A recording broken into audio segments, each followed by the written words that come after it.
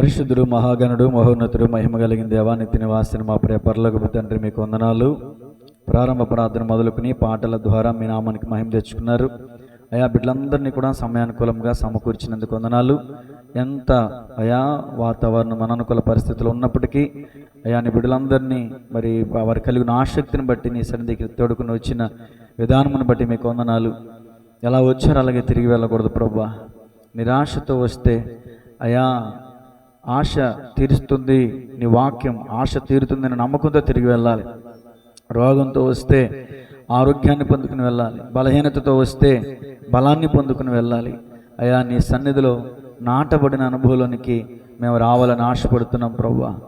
సహాయం చేయండి, మీ కృప తోడుగా ఉంచండి.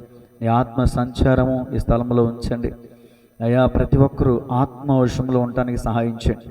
కొద్ది నిమిషాలు ప్రశాంతంగా అయా నీ వాక్యాన్ని శ్రద్ధా భయభక్తులు కలిగి నీ బిడ్డలు వినుచుండగా లూదియా హృదయం తెరబడినట్లుగా మా హృదయాలు తెరబడడానికి సహాయం చేయండి అయా. నీ చిత్తమే మా జీవితంలో నెరవేర్చమని, అలాగే స్థానిక బిడ్డలతో పాటు యూట్యూబ్ ద్వారా వీక్షిస్తున్న వారిని కూడా మీరు జ్ఞాపకం చేసుకోండి. వాక్యాన్ని వింటూ అనేకులకి ఇతరులకి షేర్ చేస్తున్న వారిని కూడా జ్ఞాపకం చేసుకోండి. మీ కృపలో భద్రపరచండి. యేసయ్య నామములో ప్రార్థించి అడిగి వేడుకొనుచున్నాము తండ్రి, ఆమేన్. అందరికీ వందనాలు. ప్రభు నామములో అందరికీ శుభాలు తెలియజేస్తున్నాను. మంచిది. ప్రతి శనివారము దేవుని యొక్క పరిశుద్ధ గ్రంథంలో నుంచి స్త్రీలను గురించిన వర్తమానాన్ని మనం వింటూ ఉన్నాం. మరి ఈ యొక్క శనివారం అంటే ఈరోజు 18వ స్త్రీగా మరొక స్త్రీ గురించి మనం ధ్యానం చేయబోతున్నాం. గత శనివారం 17వ స్త్రీగా సిప్పోరా గురించి మనం విన్నాం. మరి ఈరోజు షెలోమీతు అనే స్త్రీ గురించి మనం ధ్యానం చేయబోతున్నాం. రాసుకోండి, షెలోమీతు, షెలోమీతు. ఈ మాటకు అర్థం ఏంటంటే శాంతి లేదా సమాధానం అని అర్థం. దైవజనులు దాసోబోయ్ గారు ఒక మాట చెప్పారు, పేరు చండాలంగా ఉంటుంది కానీ జీవితం అద్భుతంగా ఉంటుంది. కొంతమందికి పేరు బాగుంటుంది కానీ జీవితం బాగోదు. ఇది ఒక ఉదాహరణ. ఈ ఉదాహరణ బట్టి అర్థం చేసుకోవాలి. ఈమె పేరుకి అర్థం శాంతి సమాధానమే, కానీ ఈమె జీవితంలో శాంతి సమాధానం లేదు. ఎందుకు లేదు? ఆ విషయాల్ని మనం ధ్యానం చేసే ముందు అసలు ఈ పేరు మీద బైబిల్ గ్రంథంలో ఎంతమంది ఉన్నారు? ఈ షెలోమీతు అనే పేరు మీద 5గురు ఉన్నారు. 2 స్త్రీలు ఉన్నారు, 3 పురుషులు ఉన్నారు. అవి కూడా టకటక రాసుకోండి, రెఫరెన్స్లు చెప్తాను. లేవియాకాండము 24వ అధ్యాయం 11వ వచనం. ఈరోజు మనం ధ్యానం చేయబోయే స్త్రీ పేరు షెలోమీతు. ఆమె గురించిన రెఫరెన్స్ ఇది. ఈమె దెబ్రీ కుమార్తె. లేవియాకాండం 24:11లో ఉన్నటువంటి షెలోమీతు దెబ్రీ కుమార్తె. 2వ స్త్రీ దినవృత్తాంతముల మొదటి గ్రంథం 3వ అధ్యాయం 19వ వచనం. ఈమె జెరుబ్బాబేలు కుమార్తె. ఈమె 2వ స్త్రీ.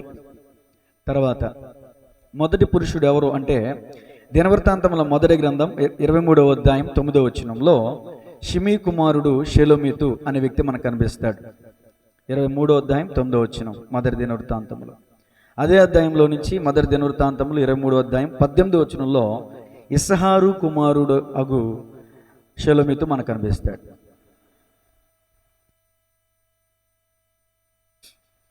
మూడవదిగా మొదటి దినవృత్తాంతములు 26వ అధ్యాయం 25 నుంచి 26 వచనాలు. ఇక్కడ ఎలియాజరు సంతతిలో ఒకడు షెలోమీతు మనకు కనిపిస్తాడు. మొత్తం 5 రెఫరెన్స్లు ఇచ్చాను. 2 స్త్రీలు, 3 పురుషులు. మొత్తం షెలోమీతు అనే పేరు మీద ఎంతమంది ఉన్నారు? 5గురు ఉన్నారు. 2 స్త్రీలు, 3 పురుషులు. ఇప్పుడు మన వాక్య ధ్యానంలోనికి వెళ్దాం. ఎవరు ఈ షెలోమీతు? ఈమెను గురించిన జీవితం అసలు ఏమై ఉంది బైబిల్ గ్రంథంలో? పరిశుద్ధాత్మ దేవుడు ఈమెను గురించిన ప్రస్తావన బైబిల్ గ్రంథంలో ఎందుకు రాయించాడు? ఈమె ద్వారా మనం ఏం పాఠం నేర్చుకోబోతున్నాం? ప్రతి స్త్రీ గురించి, ప్రతి వ్యక్తి గురించి మనం వాళ్ళ జీవితాన్ని తెలుసుకుంటమే కాదు, వారి జీవితాన్ని మన జీవితాలకు అన్వయించుకుని మంచి అయితే మంచి తీసుకోవాలి, చెడు అయితే అది మనలో ఉంటే తీసేసుకోవాలి. అందుకని వాక్యాన్ని మనం ధ్యానం చేస్తున్నాం అన్నమాట. ఈ సంగతులు దృష్టాంతములుగా వారికి సంభవించి యుగాంతమందున్న మనకు బుద్ధి కలగడానికే ఈ సంగతులు రాయబడ్డాయి. అది లేవియాకాండం 24వ అధ్యాయం 10 నుంచి 16 వచనాలు. వాక్య ధ్యానం, వాక్య పట్టణం. మొదటిగా నేను చదువుతాను. లేవియాకాండం 24వ అధ్యాయం 10 నుంచి 16 వచనాలు రాసుకోండి. నేను చదువుతున్నాను. అందరూ కూడా 102వ పేజీ తీయండమ్మా. 102వ పేజీ లేవియాకాండం 24వ అధ్యాయం 10వ వచనం నుంచి జాగ్రత్తగా పరిశీలించండి. నేను చదువుతున్నాను. ఇజ్రాయేలురాలకు ఒక స్త్రీకిని ఐగుప్తీయుడకు ఒక పురుషునికిని పుట్టినవాడొకడు ఇజ్రాయేలీల మధ్యకు వచ్చెను. ఇజ్రాయేలురాలి కుమారునికిని ఒక ఇజ్రాయేలీనికిని పాలెములో పోరు పడగా, ఎందుకు వారికి గొడవైందో తెలియదు, కానీ పోరు అంటే గొడవ వచ్చింది.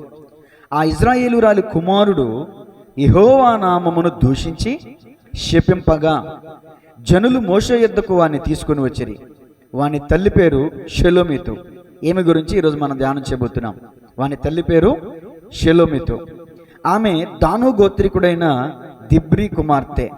దాను గోత్రికుడు యాకోబు 12 మంది పిల్లల్లో ఒకడు దాను గోత్రికుడైన దిబ్రీ కుమార్తె. యెహోవా ఏమి సెలవిచ్చునో తెలుసుకునే వరకు వానిని కావలిలో ఉంచిరి. తర్వాత పారాగ్రాఫ్ 13వ వచనం. అప్పుడు యెహోవా మోషేకు ఎలాగూ సెలవిచ్చెను, శపించిన వానిని పాలెం వెలుపలికి తీసుకుని రమ్ము. వాని శాపవచనము వినిన వారందరూ వాని తల మీద తమ చేతులుంచిన తర్వాత సర్వ సమాజము రాళ్లతో వాని చావగొట్టవలెను.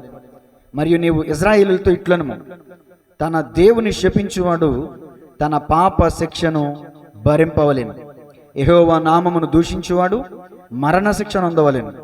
సర్వ సమాజము రాళ్లతో అట్టి వానిని చావగొట్టవలెను. పరదేశీయ గాని స్వదేశీయ గాని యెహోవా నామమును దూషించిన ఎడల వానికి మరణ శిక్ష విధింపవలెను. ఇప్పుడు ఈ షెలోమితు కుమారునికి ఏ శిక్ష విధింపబడింది? మరణ శిక్ష విధింపబడింది. ఎలా? అతని పాలెం వెలుపు తీసుకొచ్చి అతని మీద అతడు శపిస్తూ ఉండగా, దేవుణ్ణి దూషిస్తూ ఉండగా ఎవరైతే విన్నారో వాళ్ళందరూ వచ్చి అతని మీద చేతులుంచగా, ఏమండి, ప్రజలందరూ రాళ్లతో కొట్టి అతన్ని చంపేశారు. షెలోమితుకి ఆనందమా సంతోషమా? కన్నబిడ్డ చచ్చిపోతే సంతోషమా ఆనందమా? బాధే కదా. సంతోషం ఉండదు, ఆనందం ఉండదు. నేను అడగాలి ఏమంటే సంతోషం దుఃఖమా అని అడగాలి. ఇప్పుడు చెప్పండి, సంతోషమా దుఃఖమా? దుఃఖమే. ఏ తల్లి ముందైనా తన బిడ్డకి ఉరిశిక్ష విధిస్తూ ఉంటే మౌనంగా ఉంటుందా, అడ్డుకునే ప్రయత్నం చేస్తుందా? అడ్డుకునే ప్రయత్నం చేస్తుంది. మరి ఈ తల్లి అడ్డుకుందా? ఎందుకు అడ్డుకోలేదు? అసలు ఆ కుమారుడు శపించేవాడికి ఎందుకు తయారయ్యాడు? అసలు ఆ కుమారుడిలో ఉన్న బ్లడ్ ఎలాంటిది? ఎందుకు ఆ బిడ్డ జీవితం అలా అవడానికి గల కారణం ఏంటి అని ఆలోచన చేస్తే చాలా అద్భుతమైన విషయాలు బయటపడతాయి. రాసుకోండి. మొట్టమొదటి మాట, ఏమే ఇజ్రాయేలీయురాలయుండి, అంటే షెలోమితు ఇజ్రాయేలీయురాలయుండి ఐగుప్తీయుని భార్యగా ఇక్కడ మనకు కనిపిస్తుంది. ఇజ్రాయేలీయురాలకు ఒక స్త్రీకిని ఐగుప్తీయుడికి ఒక పురుషునికిని పుట్టినవాడు ఒకడు. అంటే అసలు వీళ్ళిద్దరికి పెళ్ళయిందా లేదా అనేది కూడా ఇక్కడ అంతగా ప్రస్తావించబడలా. నిర్గమకాండం 2వ అధ్యాయంలో ఒక మాట ఉంటుంది, లేవి వంశస్థుడు ఒకడు వెళ్ళి ఒక ఆమెని పెళ్లి చేసుకుని అని అలా రాయబడి ఉంటే బాగుండేది. సరే, వీళ్ళు పెళ్ళే చేసుకున్నారో లేకపోతే పెళ్లి కాకుండా పిల్లనే కన్నారో మనకి క్లారిటీ లేదండి. షెలోమితు ఇజ్రాయేలీయురాలు, అతని భర్త లేకపోతే ఆమెకి పుట్టిన కుమారుని యొక్క తండ్రి ఐగుప్తీయుడు. ఈమె ఇజ్రాయేలీయురాలు. ఇజ్రాయేలీలతో దేవుడు నిత్య నిబంధన చేశాడు సీయోను కొండ దగ్గర. ఈనాటి క్రైస్తవులతో కల్వరి కొండపైన యేసుక్రీస్తు ప్రభుల వారు రక్త నిబంధన చేశారు. ఆనాడు ఇజ్రాయేలులతో నిబంధన, ఈనాడు క్రైస్తవులతో క్రొత్త నిబంధన. ఇది నా రక్తము వలనైన క్రొత్త నిబంధన. ఇప్పుడు ఇజ్రాయేలీయురాలు ఒక ఇజ్రాయేలీలందరినీ ఒక కన్యకగా పోలిస్తే ఆ కన్యకకు పురుషుడు లేదా భర్త ఎవరంటే దేవుడై ఉండాలి. ఇప్పుడు క్రైస్తవులందరినీ ఒక కన్యకగా, సంఘంగా, స్త్రీగా పోలిస్తే పెండ్లి కుమారుడు భర్త ఎవరై ఉండాలి? యేసు ప్రభువై ఉండాలి. ఇప్పుడు ఈమె ఐగుప్తీయునితో కలిసి బిడ్డని కంది. ఇజ్రాయేలీలు దేవుని సంబంధులు, ఐగుప్తీయులు లోక సంబంధులు. ఐగుప్తు పాపానికి సాదృశ్యం, ఐగుప్తు ఈ లోకానికి సాదృశ్యం. ఐగుప్తును విడిచి ఇజ్రాయేలీలు కనానుకు ప్రయాణమై వెళ్తున్నటువంటి మార్గ మధ్యలో జరిగిన సందర్భం ఇది. ఇజ్రాయేలీలు ఐగుప్తుని విడిచారే కానీ ఐగుప్తు ఆచారాలను విడిచిపెట్టలా. ఐగుప్తులో ఉన్నటువంటి వారు కూడా కొంతమంది వీరితో కలిసి వచ్చారు. మీకు డౌట్ రావాలి, ఐగుప్తుని విడిచి వచ్చేసారు, ఐగుప్తులు శాన చచ్చిపోయారు, మరి ఐగుప్తీయుడు ఒకడు ఇజ్రాయేలీయురాలితో ఎలా బిడ్డను కన్నాడు? ఈ ఐగుప్తుడు ఎక్కడి నుంచి వచ్చాడు? మీకు డౌట్ రావాలి. మీకు డౌట్ లేకుండా నేనే రిఫరెన్స్ ఇచ్చేస్తా. చూడండి, నిర్గమాకాండము 12వ అధ్యాయం 37 నుంచి 38 వచనాలు. అప్పుడు ఇజ్రాయేలీలు రామశేషు నుండి సుక్కోతుకు ప్రాయమైపోయి వారి పిల్లలు గాక కాల్బలము 6 లక్షల వీరులు. అంత మాత్రమేనా? ఇప్పుడు 38 వచనం గమనించండి. అనేకులైన అన్యజనుల సమూహము, గొర్రెలు, ఎద్దులు మొదలైన పశువుల గొప్ప మందయును వారితో కూడా బయలుదేరి. ఇప్పుడు ఐగుప్తుని విడిచి వస్తున్న వారిలో ఓన్లీ ఇజ్రాయేలీలే ఉన్నారా? అన్యులు కూడా ఉన్నారా? అన్యులు కూడా ఉన్నారు. వారిలో ఐగుప్తుడు ఒకడు ఉన్నాడేమో. ఇంకొక రిఫరెన్స్ చూద్దాం. వీళ్ళని ఏమన్నారంటే, సంఖ్యాకాండం 11వ అధ్యాయం. నాకు ఎందుకు నవ్వు వచ్చిందంటే, తల్లిదండ్రులు కోపం వచ్చినప్పుడు పిల్లల్ని మాట్లాడుకోవడం ఒకసారి మాట్లాడుతుంటారు. ఒరే శంకర జాతోడా, ఏమంటారు? శంకర జాతోడా అంటారు. ఎందుకంటారు నాకు తెలియదు. ఎందుకంటారో నాకు తెలియదు. నేను అనుకుంటాను ఇందుకు వచ్చిందేమో. సంఖ్యాకాండం 11వ అధ్యాయం 4వ వచనం. వారి మధ్యనున్న మిశ్రిత జనం మాంసాపేక్ష అధికముగా కనుపరచగా ఇజ్రాయేలీలను మరలా ఏడ్చి మాకెవరు మాంసం పెట్టెదరు అని ఏడుస్తున్నారు. ఈ 4వ వచనం నేను చదివాను కదా, మీకేం కనిపించింది? ఏ జనం కనిపించారు? మిశ్రిత జనం. అంటే ఎవరిళ్ళు? ఇజ్రాయేలీలు ఉన్నారు, అన్యులు ఉన్నారు, మిశ్రిత జనం. నేను అనుకుంటాను ఇది నా స్వతహాగా చెప్తున్న మాట, వాస్తవం చెప్పను. నా ఆలోచనగానే చెప్పాలి, ఖచ్చితంగా చెప్పకూడదు. ఈ మిశ్రిత జనంలో నుంచి వచ్చేవారిని శంకరజాతులు అంటారు అనుకుంటాను నేను. ఏసు రక్తం. కాకపోతే నన్ను క్షమించాలి, దేవుడు కూడా నన్ను క్షమించును గాక. ఇజ్రాయేలీలు కాదు, పూర్తిగా ఐగుప్తీయుడు కాదు. మరి ఇప్పుడు యెహోవా నామాన్ని దూషించుడు చూడండి. వాడు ఎవడాడు? ఇజ్రాయేలుడా కాదు, ఐగుప్తుడా కాదు. ఇజ్రాయేలురాలికిని ఐగుప్తీయునికి పుట్టినవాడు ఒకడు మధ్యలోకి వచ్చాడంటే, ఇజ్రాయేలు మధ్యలోకి వచ్చాడు. ఆడు ఇజ్రాయేలుడు కాదు, వాడు 2 ప్లేట్లు కలిసిన వాళ్ళు. అందుకనే దేవుని దూషించాడు. నేను కూడా అంటాను, ఈనాడు ఎవరైతే దేవుని దూషిస్తారో వాళ్ళు శంకరజాతుడు, వాళ్ళు మిశ్రిత జ్ఞానం, వాళ్ళు నామకార్థులు, వాళ్ళు భక్తిహీనులు. వాళ్ళు మనలో ఉండరా? మనలోనే ఉంటారు. సంఘంలో ఉండరా? సంఘంలోనే ఉంటారు. మిక్స్డ్ బిర్యానీ అంటారు చూడండి. అంటే మిక్స్డ్ బిర్యానీ అంటే చికెను, మటను, ఇంకా రొయ్యలు, ఇంకేముంటాయి, గుడ్డు, అన్నీ కలిపి మిక్స్డ్ బిర్యానీ. అంటే సంఘంలో అందరూ కలిసిపోతున్నారు. అన్యులు, విశ్వాసులు, అవిశ్వాసులు, భక్తిపరులు, భక్తిహీనులు, మిశ్రిత జనం ఉంటున్నారు.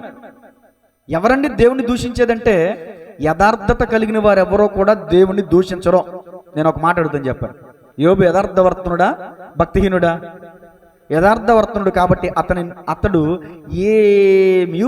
అసలు ఏమీ దూషించలేదంట దేవుణ్ణి.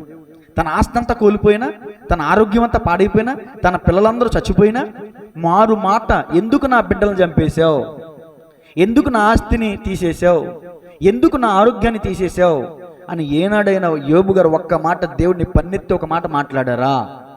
ఆ స్థానంలో మనం ఉంటే అసలు మందిరానికి వస్తాము మనం? దేవుళ్ళు నాస్తికులు కలిసి, సన్యాసులు కలిసిపోతాం మనమైతే. మాట్లాడితే దేవుడు కనిపించడు కదా, దేవుడు వచ్చి నెల్లదేరు కదా అని దేవుని మీద ఊరికి నోరెత్తేసి దూషణ మాటలు మాట్లాడేస్తూ ఉంటాం. ఇలాంటి దూషణ మాటలు మాట్లాడేది ఎవరంటే నిజమైన క్రైస్తవులు కాదు. నిజముగా యథార్థవంతులైనటువంటి వారు దేవుని దూషించరు. ఎవరైనా ఇక్కడ నుంచి మీరు గమనించండి, ఈ వాక్యాన్ని బట్టి మీలో కానీ, మాలో కానీ, నాలో కానీ, నా కుటుంబంలో కానీ, మన సంఘంలో కానీ, బయట కానీ ఎవరైనా కానీ దేవుని దూషిస్తున్నారంటే ఈ మాట మీకు గుర్తు రావాలి, వీడు నిజమైన క్రైస్తవుడు కాదు. ఏసు రక్తమే చేయ, వీడు నిజమైన క్రైస్తవుడు కాదు. ఇప్పుడు ఇంకో మాట మాట్లాడతాను, గుండె పగిలిపోయే మాట. దేవుణ్ణి మాత్రమే కాదు, దేవుని పోలికగా పుట్టిన వారు ఎవరినైనా మనం దూషించినా ఆ లెక్కలోకే వస్తాం. దేవుని స్తోత్రం చెప్పండి. రిఫరెన్స్తో సహా ఇస్తాను నేను. దేవునికి మహిమ కలుగునుగా. అది ఇప్పుడు నేను సబ్జెక్ట్లోకి వస్తున్నాను. మొట్టమొదటిగా రాసుకోండి, ఇజ్రాయేలీయురాలై ఉండి ఐగుప్తీయునికి భార్యగా ఉంది. కొరింథీయులకు రాసిన మొదటి పత్రిక 15:33లో ఏముంది? దుష్ట సాంగత్యం మంచి నడవడిని చెరుపును. ఆమె ఇజ్రాయేలీయురాలే వాస్తవానికి. ఆమె దేవునితో నిబంధన ప్రజగా ఉన్నటువంటిదే. కానీ ఎప్పుడైతే ఈ ఐగుప్తీయునితో కలిసి ఒక బిడ్డకి జన్మనిచ్చిందో ఆమె జీవితం తారుమారైపోయింది. మిశ్రితం అయిపోయింది. ఆమె జీవితంలో క్వాలిటీ లేదు, ఆమె జీవితంలో స్పష్టత లేదు, ఆమె జీవితంలో పరిశుద్ధత లేదు, ఆమె జీవితంలో శాంతి లేదు, ఆమె జీవితంలో సమాధానం లేదు. ఎప్పుడైతే ఆమె ఐగుప్తీయునితో సంబంధం పెట్టుకుందో, లేకపోతే ఐగుప్తుని పెళ్లి చేసుకుందో, లేకపోతే ఆ ఐగుప్తునికి ఒక బిడ్డను కన్నదో, తన జీవితంలో శాంతి అనేది కరువు అయిపోయింది, సమాధానం అనేది కరువైపోయింది. పేరుకి షెలోమిత్ అనే మాటకి శాంతి సమాధానం అని అర్థం, కానీ జీవితంలో చూస్తే ఏం లేదు, శాంతి సమాధానం లేదు. నేను అంటాను ఇట్లాగా, హవ్వమ్మ ఆదాములు ఇద్దరు దేవుని మాట విన్నంత సమయం హ్యాపీగానే ఉన్నారండి, హ్యాపీగానే ఉన్నారు. భూమి మీద ముళ్ళతొప్పలు లేవు, భూమికి శాపం అనేది లేదు, స్త్రీకి శాపం అనేది లేదు, పురుషుడికి శాపం అనేది, నీవు చెమటూర్చి ఆ శాపం అనేది లేదు. దేవుని మాట విన్నంత వరకు. ఎప్పుడైతే దేవుని మాటను త్రోసేసి వారు తినొద్దన్న పండు తిన్నారో ఏమొచ్చిందండి, శాపం వచ్చింది. ఈమె ఎవరితో ఫ్రెండ్షిప్ చేసింది హవ్వమెల్లి? సర్పముతో మాట్లాడుట, సర్పముతో సంభాషించుట అంటే సైతాను గడితో సంభాషించుట. ఇటు దేవునితోనూ మాట్లాడతారు కొంతమంది, మనలో ఉన్న బ్యాచ్, ఇటు సాతానుతో కూడా. ఒక్కోసారి దేవుని సంబంధులుగా కనిపిస్తారు, ఒక్కోసారి సాతాను సంబంధులుగా కనిపిస్తారు. మనం మిక్స్డ్గా ఉండకూడదు. ఉంటే దేవుని బిడ్డలుగానైనా ఉండాలి, లేకపోతే లోకపు సంబంధులుగానైనా ఉండాలి.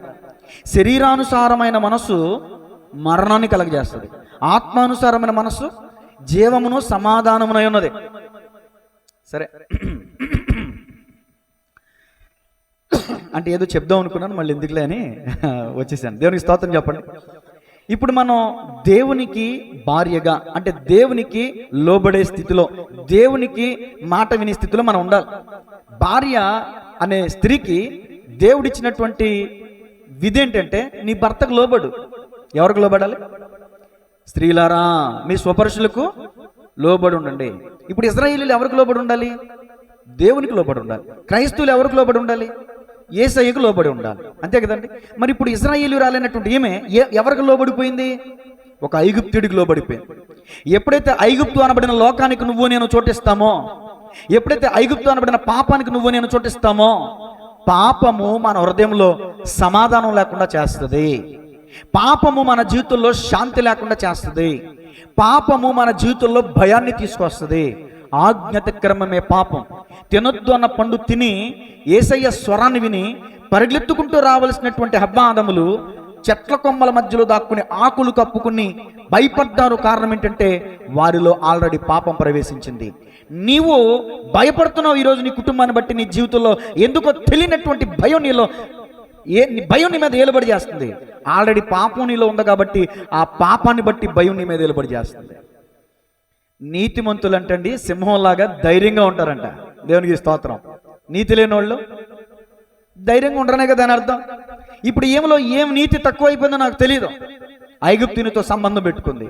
ఆ రాజు ఇశ్రాయేలీయులైనటువంటి ఈమె ఎలాంటి స్థితిలో ఉందో, ఈనాడు క్రైస్తవులైనటువంటి వారు కూడా ఐగుప్తీయుడు అనబడినటువంటి లోకానికి లేదా లోకాధికారికి సంబంధించినటువంటి సాతానుతో పొత్తు పెట్టుకుంటున్నారు. సాతానుతో పొత్తు పెట్టుకున్నారు. ఎక్కడ ఉంటారండి వీళ్ళు? మేము సాతాను సంబంధంలోని బోర్డు చేసుకుని తిరుగుతారా? ఎవరన్నా చెప్తారా? పోనీ నువ్వు దెయ్యం పెట్టవరా అంటే ఎవరు నూరుకుంటారా? ఒక మాట చెప్పంటారు. యేసు ప్రభువుల వారు ముఖం మీద చెప్పారు. యేసయ్యని వెంబడిస్తున్న వారిలో ఆయన వెనక తిరిగి చూసి, మీరు నా పిల్లలు కాదయా, మీరు దెయ్య పిల్లలు అన్నాడు. అదే ఎవరైనా సేవకులంటే ఊరుకుంటారా? మూడో కాళ్ళ మీద వచ్చేస్తారు. మీకు డౌట్ ఉంటే తర్వాత ఇంటికి చదువుకోండి. యోహాను సువార్త 8:44లో మీరు మీ అపవాదియగు సాతాను సంబంధులు. ఎందుకని? మీరు వాడి దురాశలు నెరవేర్చగోరుచున్నారు, వాడి దురాశలు నెరవేర్చుకోరుచున్నారు. ఐగుప్తుడు ఒకడు వచ్చాడు, కన్నేశాడు, ఈమె లోబడిపోయింది, వాడి దురాశ ఏమో నెరవేర్చింది. ఇక్కడ ఇశ్రాయేలీయురాలయుండి, క్రైస్తవురాలయుండి, క్రైస్తవుడు అయ్యుండి ఆశగల ప్రాణాన్ని దేవుడు తృప్తిపరుస్తాడు. క్రైస్తవులకు ఆశ ఉండొచ్చు, తప్పులేదు, కానీ ఏముండకూడదు? దురాశ ఉండకూడదు. పెద్దలు చెప్తారు దురాశ దుఃఖానికి చేయటని. వాక్యం చెప్తుంది దురాశ గర్భాన్ని ధరించి పాపాన్ని గంటది అని. నీలో ఉన్నటువంటి దురాశ నిన్ను దెయ్యపు బిడ్డగా చేసేస్తుంది, దెయ్యపు బిడ్డగా చేసేస్తుంది. ఎందుకంటే వాడు అబద్ధమునకు జనకుడై ఉన్నాడు. అసలు దురాశ అనేది సర్వపాపాలకి మూల విత్తనం. దురాశ ఉన్నవాడే దొంగతనం చేస్తాడు, దురాశ ఉన్నవాడే వ్యభిచారం చేస్తాడు, దురాశ ఉన్నవాడే సకల విధములైన పాపాలు చేస్తాడు. కాబట్టి దురాశను మనం చంపాలి. ఎందుకు మనం ఈ రోజున భక్తి చేస్తున్నాం? ఈ భక్తి జీవితం ద్వారా దురాశను మనలో చంపాలి. ఎవడో కూడా నేను పూర్తిగా దురాశను చంపేసి నేను పూర్తిగా పరిశుద్ధునైపోయాను అని చెప్పేవాడు ఎవ్వడో ఉండడు ఈ భూమి మీద. దేవునికి స్తోత్రం కలుగునుగా. కాబట్టి గమనించాలి, మొదటి మాట ముగిస్తున్నాను. ఇజ్రాయేలీయురాలై ఉండి ఐగుప్తునికి భార్యగా ఉంది. ఈ మాటను బట్టి మనమే నేర్చుకోవాలి. క్రైస్తవులమైన మనము యేసయ్యకే పెండ్లి కుమార్తెగా ఉండాలి, ఆయనకే భార్యగా ఉండాలి, ఆయనకే విధేయత చూపించాలి. సంఘం క్రీస్తుకు లోబడాలని వాక్యం చెప్తుంది. సంఘం క్రీస్తుకు లోబడాలి. ఈ మాటను మీకు జ్ఞాపకం చేయనివ్వండి. కొరింథీ పత్రికలో పౌలు గారు అంటారు, ఒక్కడై ఉన్న పురుషునికి మిమ్మును ప్రదానము చేసి తిని. కన్యకగా ఉన్న మిమ్మును అంటే సంఘాన్ని కన్యకతో పోల్చడం జరిగింది. అక్కడ సంఘము ఎవరితో పొత్తు కలిగి ఉండాలంటే క్రీస్తుతో పొత్తు కలిగి ఉండాలి, క్రీస్తుతో సంబంధం కలిగి ఉండాలి, క్రీస్తుతో ప్రేమ కలిగి ఉండాలి, క్రీస్తు జాడలో అనుసరించేవాడు ఉండాలి. క్రీస్తుని విడిచి, యేసయ్యను విడిచి వేరొకరిని మనం అనుసరించడం ద్వారా వ్యభిచారం అవుతుంది. అక్కడ ఆత్మ సంబంధమైన వ్యభిచారం అవుతుంది. ఇక్కడ ఏమి వ్యభిచారంలో పడిందా లేదా? ఇజ్రాయేలీయురాలై ఉండి ఐగుప్తీయుడితో సంబంధం పెట్టుకుందండి అమ్మా. పోని ఒక బిడ్డ పుట్టాడు, ఆ బిడ్డని ఏదైనా దేవుని భయభక్తులతో పెంచిందా? పెంచలా. అటు ఇటు కాకుండా పెంచింది. అటు ఇటు కాకుండా పెరిగాడు. ఈ రోజున నా జీవితంలో మనం ఎలా పెరిగామో, ఎలా అయిపోయిందో మన జీవితం సరే పక్కన పెట్టండి. పిల్లల జీవితం అయినా మీ చేతుల్లో దేవుడు పెట్టినప్పుడు ఆ పిల్లల భవిష్యత్తు మీ చేతుల్లో ఉందని ఒకసారి గమనించండి. ఇప్పుడు ఐగుప్తీయుడికి ఇజ్రాయేలీయురాలకు అన్నటువంటి బిడ్డ యొక్క భవిష్యత్తు ఇజ్రాయేలీయురాలి చేతిలో ఉంది, తల్లి చేతిలో ఉంది. ప్రతి బిడ్డ భవిష్యత్తు తల్లి చేతుల్లోనే ఉంటుంది. ఎందుకంటే పురుషుడు, భర్త అనే వ్యక్తి ఎప్పుడు 24 గంటలు ఇంట్లో ఉండడం. ఉద్యోగరీత్యా కొన్ని సంవత్సరాలు బయటికి వెళ్ళొచ్చు, కొన్ని నెలలు బయటికి వెళ్ళొచ్చు, పొద్దున్న వెళ్తే సాయంత్రానికి రావచ్చు, చేసి వచ్చి తన శరీర శ్రమను బట్టి తనకున్నటువంటి బలహీనతను బట్టి ముందుకు వెళ్ళిపోతాడు. కానీ ఇంట్లో పిల్లల్ని పట్టించుకునే పరిస్థితి భర్తది కాదు, తండ్రిది కాదు. తల్లితోనే ఎక్కువ అట్రాక్ట్లో ఉంటారు పిల్లలు. తల్లే ఎక్కువగా పిల్లల్ని ప్రొటెక్ట్ చేయాలి, అంటే బాధ్యత తీసుకోవాలి, వాళ్ళని సంరక్షించాలి. దేవునికి స్తోత్రం కలుగునుగా. కంటానికైతే కనేసింది, ఐగుప్తునితో సంబంధమే పెట్టుకుందో పెళ్లి చేసుకుందో నాకు తెలియదు. ఇక్కడ క్లారిటీ లేదు. దేవునికి స్తోత్రం చెప్పండి గట్టిగా. అయితే ఇప్పుడు 2 మాట రాసుకోండి. దేవదోషకునికి తల్లి. 1 ఉండకూడని వ్యక్తికి భార్యగా ఉంది, 2 ఉండకూడని వ్యక్తికి తల్లిగా ఉంది. ఏంటి ఇంకా ఈ జీవితం? ఏది శాంతి సమాధానం? ఏది? భర్త మంచోడైతే భార్య క్షేమంగా ఉంటుంది, ఆనందంగా ఉంటుంది, సంతోషంగా ఉంటుంది. కొడుకు మాట వినేవాడైతే, కొడుకు చెప్పు చేతలో ఉండేవాడైతే తల్లికి కాస్తంత మనశ్శాంతి ఉంటుంది. అందుకనే చెప్తున్నాను, షెలోమితో అనే మాటకి శాంతి సమాధానం అని అర్థం వచ్చింది. కానీ భర్తను బట్టి కానీ కొడుకుని బట్టి కానీ ఎక్కడ శాంతి సమాధానం కరువైపోయింది. ఏమో జీవితంలో శాంతి సమాధానం లేదు. శాంతిదాత, ముక్తి ప్రదాత, సమాధానకర్త అయిన దేవుణ్ణి ఆశ్రయిస్తే నీకు శాంతి లభిస్తుంది. కానీ వాడెవన్నో ఐగుప్తుని ఆశ్రయిస్తే నీకు శాంతి సమాధానం ఎందుకు దక్కుతుంది? దేవుడు నిజమైన దేవుడు. దేవుళ్ళలో యెహోవాయే దేవుడు. దేవుళ్ళుగా పిలువబడుతున్న వాళ్ళు అనేక మంది ఉండొచ్చు, కానీ దేవుళ్ళలో యెహోవాయే దేవుడు. ఆయన గొప్ప దేవుడు, సర్వశక్తిమంతుడు, సర్వోన్నతుడు, సర్వ సృష్టికర్త. నిన్ను నన్ను తల్లి గర్భంలో రూపించిన వాడు. ఆయన్ని ఆశ్రయించకుండా ఈ లోకాన్ని ఆశ్రయిస్తే ఇదే పరిస్థితి కలుగుతుంది. చూడండి, ఇక్కడ ఈ బిడ్డ దేవుణ్ణి దూషించే స్థాయికి వచ్చాడు. ఎందుకు వచ్చాడు? నేను డైరెక్ట్గా అడుగుతాను, చెప్పండి. ఇప్పుడు నా పిల్లలు ఉన్నారు, దేవుణ్ణి స్తుతిస్తున్నారా, దేవుణ్ణి దూషిస్తున్నారా? స్తుతిస్తున్నారుగా. దేవుణ్ణి మహింపరుస్తున్నారా, దేవుని మీద కోపం చూపిస్తున్నారా? ఎందుకు దేవుని మహింపరుస్తున్నారు? ఎందుకు దేవుని స్తుతిస్తున్నారు?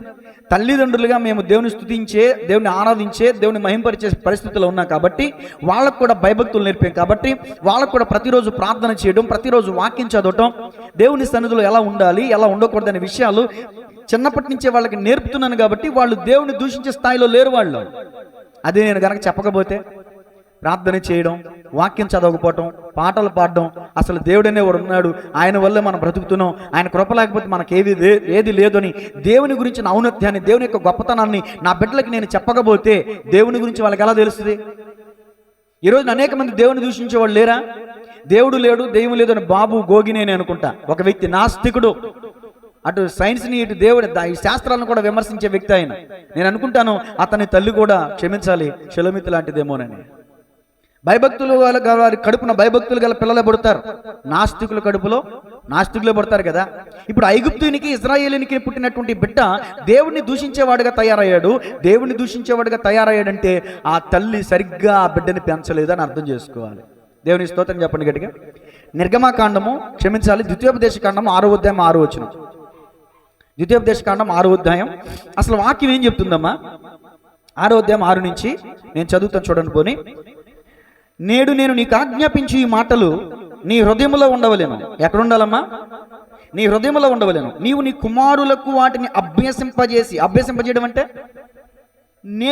నేర్పించాలి. అభ్యసింపజేసి నీ ఇంట కూర్చుండునప్పుడు, త్రోవను నడుచున్నప్పుడు, పండుకున్నప్పుడు, లేచినప్పుడు వేటిని గురించి మాట్లాడాలి? ఈ రోజున పిల్లలు పడుకున్నా, కూర్చున్నా, లేచినా, నడిచినా దేని పట్టుకుని తగలడ్డారు? దేని పట్టుకుని తగలాడుతున్నారు? ఫోన్లు ఇచ్చుకుని తగలాడుతున్నారు. ఏం పట్టుకోవాలి? వాక్యం పట్టుకోవాలి, బైబిల్ పట్టుకోవాలి, మోకాళ్ళు అయ్యాలి, ప్రార్థన చేయాలి.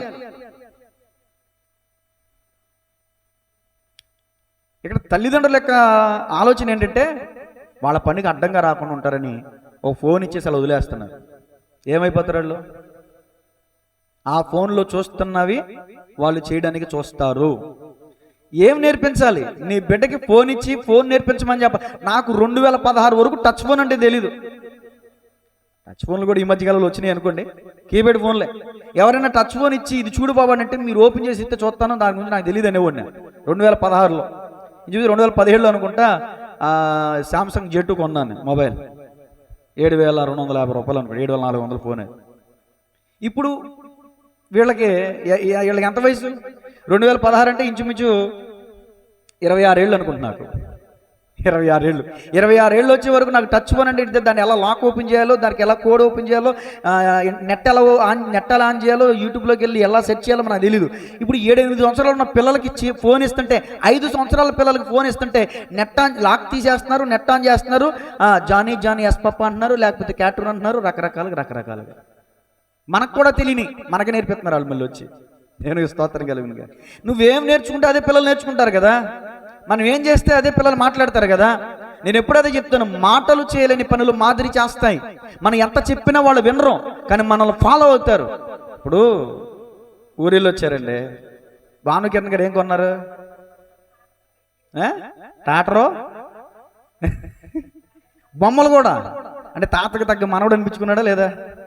అంటే మా తాతకిలాగా బోలేరు తోలాలి, మా నాన్నకిలాగా కారు తోలాలి. ఇప్పటి నుంచో కారులు తోలేస్తున్నాడు, ఇప్పుడు నుంచి సైకిల్ దొక్కేస్తున్నాడు. ఇంతకుముందు వచ్చి చెప్పులు తీసుకోవడానికి వచ్చి సైకిల్ పార్క్ చేస్తున్నాడు. పక్కన పెద్దోళ్ళకి కూడా ఉండదు ఎవరం. కొంతమంది వచ్చేసి రోడ్డుకి అడ్డంగా పెట్టి చేస్తారు లోపలికి. భానుగారిని చూస్తుంటే పక్కకెట్టి ఎవడన్నా సైకిల్ గుద్దేస్తాడనో, మరి సైకిల్ పట్టుకుపోతాడనో తెలియదు, కానీ భలే పార్క్ చేసాడు. అయితే కానీ చూస్తాడు కదా, తాతట పార్క్ చేస్తున్నాడు, నాన్నట పార్క్ చేస్తున్నాడు. మాటలు చేయలేని పనులు మాదిరి చేస్తాయి. కాబట్టి దేవుని వాక్యం ఏం చెప్తుందంటే, అమ్మా నువ్వు నడిచినా, నువ్వు కూర్చున్నా, లేచినా, పండుకున్నా నీ పిల్లలకి నువ్వు దేవుని యొక్క పాఠాలను నేర్పించు, దేవుని యొక్క మాటలు నేర్పించు. ఇంకొక మాట ఎఫెసీ పత్రిక 6వ అధ్యాయంలో కూడా ఇదిగో దేవుని ప్రభు యొక్క శిక్షలోను బోధలోను నీ పిల్లల్ని పెంచమని వాక్యం చెప్తుంది. ప్రభు యొక్క శిక్షలో, ప్రభు యొక్క బోధలో వారిని పెంచాలి. ప్రభు యొక్క బోధ వాళ్ళని ఏం చేస్తుంది అంటే ప్రభావితం చేస్తుంది. నేటి భారతదేశంలోనే కావచ్చు, అనేక దేశాల్లోనే కావచ్చు, నరుక్కుని చచ్చిపోకుండా, అనేకమైన పరిస్థితులను బట్టి ఏమంటే చచ్చిపోకుండా, అనేకమైన భయంకరమైనటువంటి ప్రమాదాలు తప్పిపోవడానికి, లేదా దేశం కొంచెం క్షేమం కలిగి ప్రశాంతంగా శాంతి సమాధానం నెమ్మది కలిగి ఉంటారు కల కారణమని తెలుసా? పరిశుద్ధ గ్రంథం. ఈ దేవుని యొక్క వాక్యం లేకపోతే దేశం ప్రపంచం ఏనాడున సర్వనాశనం అయిపోయేది. యేసుక్రీస్తు ప్రభులు వచ్చేసినటువంటి బోధలు అనేక మందిలో మార్పును తీసుకురాబట్టి, లేకపోతే గనక గోండాలుగానే ఉంటే, వ్యభిచారులుగానే ఉంటే, దొంగలుగానే ఉంటే సమాజం ఏమైపోయేది? ఈ పాటికి పూర్తిగా పాడైపోయేది. ఎంతో కొంత దొంగలు, వ్యభిచారులు, గోండాలు దేవుని యొక్క వాక్యానికి పట్టబడి అనేక మంది మారు మనసు పొందుతున్నారు. కాబట్టి దేశంలో క్షేమం ఉందని దేవుని నామపేర తెలియజేస్తున్నాను. దేవునికి స్తోత్రం కలుగునుగా. కాబట్టి ఈ రోజున నీ పరిస్థితి ఎలా ఉంది? ఒకవేళ ఇశ్రాయేలీయురాలైనటువంటి ఈమె ఐగుప్తునికి భారీగా ఉన్నట్టు, ఇశ్రాయేలీయురాలైనటువంటి ఈమె దేవదోషకునికి తల్లిగా ఉన్నట్టు నీ పరిస్థితి అలాగా ఉందేమో. నీ తల్లిదండ్రులు, నీ పిల్లలు నీ చెప్పు చేతుల్లో లేరేమో. ఒకవేళ నీ భర్త అన్యుడిగా ఉంటూ నీకు శాంతి లేకుండా, సమాధానం లేకుండా నువ్వు అనుభవిస్తున్నావేమో. ఒకసారి జాగ్రత్తగా ఆలోచించు, ప్రార్థన చేయి, దేవుని సన్నిధిలో పెనుగులాడు. 3వ మాట రాసుకోండి, కుమారుని పక్షంగా మాట్లాడని షెలోమీతు.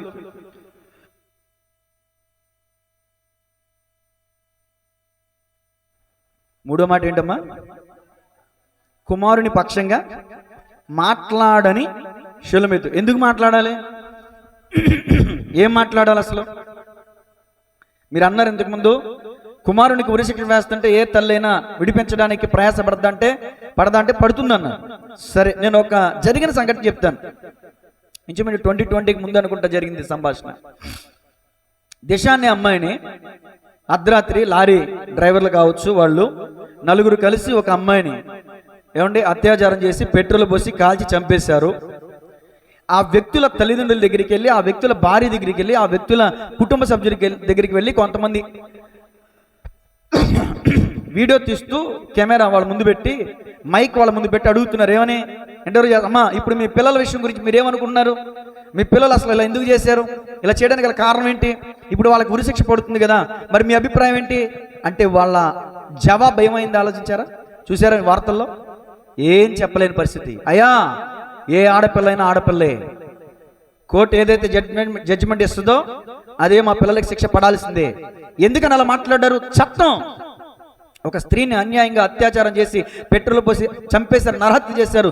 చట్టపరంగా వాళ్ళు శిక్షకు అర్హులు. ఇప్పుడు ఆ బిడ్డల తల్లిదండ్రులు వెళ్ళి, మా బిడ్డ చిన్న బిడ్డ అండి, ఏమండి నా బిడ్డకి పెళ్ళి అయిందండి, భార్య గర్భిణీగా ఉందండి, ఏమండి ఏదో వాళ్ళ వల్ల ఈడు కూడా అలా చేసాడండి, నా బిడ్డలను తప్పు చేయలేదండి అని ఎవరైనా వెళ్ళి మొత్తుకుంటే చట్టం వింటుందా? చట్టం క్షమిస్తుందా? క్షమించదు, వినదు. దేశమంతా గొల్లు పెట్టేశారని తెలుసా? ఉరి తీయాల వాళ్ళని మరలా వాళ్ళని జైల్లో పెట్టి టైం గడిపే పరిస్థితి అని కమిషనర్ ఎవరు, ఆయన పేరు మర్చిపోయాను, ఆయన తీసుకువెళుతూ వాళ్ళని విడిచిపెట్టి వారిని ఎన్కౌంటర్ చేసి పడేసాడు. ఏసు రక్తమే చేయాలి. కాబట్టి గమనించాలి, వాళ్ళు శిక్షకు అర్హులు. ఇప్పుడు ఇక్కడ కూడా ఇతను ఏం చేశాడంటే దేవుడిని దూషించాడు. దేవుడిని దూషించడం అంటే ఈ భూమి మీద మనిషి చేసిన పాపముల కంటే పాపం భయంకరమైన పాపం. మనిషి పట్ల చేసిన పాపానికి క్షమాపణ ఉంటుందేమో కానీ పరిశుద్ధాత్మను దూషించే వానికి ఇహమందు పరమందు పాప క్షమాపణ లేదు. దేవుణ్ణి దూషించకూడదు. ఎందుకంటే ఈ షెలోమీతుకి చట్టం తెలుసు. చట్టం అంటే ధర్మశాస్త్రం అంటే ఇప్పుడు ఒకప్పుడు ఈ ఆఫ్ఘనిస్తాన్ వాళ్ళు తాలిబన్లు ఆఫ్ఘనిస్తాన్ని స్వతంత్రించుకున్నారు. చూడండి, తాలిబన్లు ఈ ఆఫ్ఘనిస్తాన్ దేశాన్ని స్వతంత్రించుకున్న అంటే దాన్ని దోచుకున్న తర్వాత, దాన్ని ఆక్రమించుకున్న తర్వాత వాళ్ళు ఒక కొత్త షరియత్ చట్టాన్ని తీసుకొచ్చారు. షరియత్ అంటే చట్టం. వాళ్ళకి అదొక ప్రామాణికం. ధర్మశాస్త్రం యూదులకు ఒక చట్టం. ఇప్పుడు బైబిల్ గ్రంథం క్రైస్తవులకు ఒక ప్రామాణికం, మనకు ఒక చట్టం. మనమందరూ కూడా బైబిల్ వాక్యానుసారంగా మనం జీవించాలి. ఇది మన చట్టం, ఇది మన ధర్మం. చట్టం తన పని తాను చేసుకుని వెళ్ళిపోద్ది అంటారు కదా. చట్టం తెలిసేమికి, ధర్మశాస్త్రం తెలిసేమికి. నిర్గమాకాండం 20వ అధ్యాయంలో సినాయి కొండపైన మోషేకి దేవుడిచ్చిన ఆజ్ఞల్లో ప్రధానమైన ఆజ్ఞ ఏంటి? నీ దేవుడిని యెహోవానగు నేను తప్ప నీకు వేరొక దేవుడు నీకు ఉండకూడదు, నీ దేవుని నీవు దూషించకూడదు. అలాగున చేస్తే 3-4 తరాల పిల్లల మీదకి నీ దేవుడిని యెహోవా నామమును వ్యర్థముగా దూషించకూడదు. 10 ఆజ్ఞల్లో ఒక ఆజ్ఞ అవునంటారా కాదంటారా? ఆజ్ఞ అతిక్రమమే పాపం, పాపంలో వచ్చి జీతం అంతే. ఇప్పుడు మరణానికి అర్హుడు ఇప్పుడు ఇతను, అతని కుమారుడు. ఆమె కుమారుడు మరణానికి అర్హుడు కాబట్టి ఏం మాట్లాడలేకపోయింది, తెగించి మోషే దగ్గరికి వెళ్ళలేకపోయింది. అయ్యా, చంటి బిడ్డ లేకపోతే యవనస్తుడు బాల్యంలో ఉన్నాడు, నా బిడ్డకి ఏంటి ఇలాంటి శిక్ష? రాళ్లతో కొట్టి చంపడం ఏంటి? నా బిడ్డను కనికరించండి అయ్యా, నా బిడ్డను విడిచిపెట్టండి అయ్యా అని ఎక్కడ కూడా ఆమె వచ్చి బ్రతిమాలుకున్న దాఖలాలు కనిపించాలి. ఎందుకో తెలుసా? ఆమెకు చట్టం తెలుసు.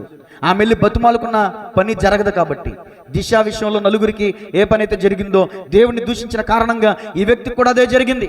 నేను అంటాను, షెలోమీతులాగా మన జీవితం కాకూడదు, షెలోమీతు బిడ్డలాగా మన బిడ్డల భవిష్యత్తు అలా నాశనం కాకూడదంటే ఈ రోజున మనం దేవుణ్ణి దూషించకూడదు. దేవుని పోలిక చొప్పున పుట్టిన వారిని అంటే ఎదుటి వారిని, పొరుగు వారిని కూడా మనం దూషించకూడదు. నెంబర్ 1, దేవుణ్ణి దూషించకూడదు, పొరుగు వారిని దూషించకూడదు. నేను అంటాను, వాక్యాన్ని ఇప్పుడు కొంచెం నేను క్రాస్ చేస్తున్నాను, దయచేసి మీరు అర్థం చేసుకోవాలి. ఈ షెలోమీతు గురించి కాకుండా ఇప్పుడు బిడ్డ గురించి కొన్ని విషయాలు నేను చెప్తాను. 3 విషయాలు చెప్పేశాను షెలోమీతు గురించి. ఇప్పుడు తన బిడ్డ గురించి వివరిస్తాను. షెలోమీతు కుమారుడు దేవుని దూషించాడు కదా, తన శరీరంలో ఏ అవయవంతో పాపం చేశాడు చెప్పండి? నోటితో. ఇంకొక పదం చెప్పండి. అంటే నోట్లో నాలుగు లేదనుకో, మాట్లాడగలడా నోటితో? బెబ్బే. ఇప్పుడు చెప్పండి, దేవుని దూషించాడంటే దేన్ని ఉపయోగించి? నాలుక. నాలుకను ఉపయోగించి దేవుణ్ణి దూషించాడు. ఈ రోజున ఈ నాలుకను గురించి దేవుని వాక్యం ఏం చెప్తుందో మీకు కొన్ని విషయాలు మీ ప్రస్తావన మీ ముందుకు తీసుకొస్తా. అసలు దేవుడు మనకు నాలుక ఎందుకు ఇచ్చాడు? బెవింగ్టన్ అర్థమూరి రమేష్ గారి కుమారుడు చక్కని పాట పాడాడు. ఒక వ్యక్తి ప్రణాళిక, ఒక వ్యక్తి యొక్క జీవితం దేవుని ప్రణాళిక అని చక్కని పాట పాడారు. నేను అంటాను, అసలు వ్యక్తి జీవితం కాదు, ప్రతి వ్యక్తిలో ఉన్న, ఒక వ్యక్తి శరీరంలో ఉన్న ప్రతి అవయవం దేవుని ప్రణాళిక. నీకు హృదయం ఎందుకు ఇచ్చాడు? దేవునికి ప్రణాళిక ఉంది. నీకు నాలుక ఎందుకు ఇచ్చాడు? దేవుని ప్రణాళిక ఉంది. ఇప్పుడు నాలుగు గురించి చెప్తాను, రేపు మనసు గురించి చెప్తాను. ఇప్పుడు నాలుగు గురించి చెప్తాను, రేపు మనసు గురించి చెప్తాను. రాజుల వర్తమానమే మనసు అనే టైటిల్ వచ్చింది నాకు. దేవునికి స్తోత్రం. నాలుగు అసలు ఎందుకు ఇవ్వబడింది చూడండి ఒకసారి. ఫిలిప్పీలకు రాసిన పత్రిక 2వ అధ్యాయం 11వ వచనం. ఫిలిప్పీలకు రాసిన పత్రిక. మనం అనుకుంటాం రుచి చూడడానికి వచ్చాడు పాస్టర్ గారు, తిండిబోతులు అయితే అది గుర్తవుతుంది. రుచి చూడడానికా? ఫిలిప్పీలకు రాసిన పత్రిక 2వ అధ్యాయం 11వ వచనం అమ్మా. ప్రతి వాని నాలుకయు తండ్రి అయిన దేవుని నామ మహిమార్థమై యేసుక్రీస్తు ప్రభువుని ఒప్పుకొనున్నట్లు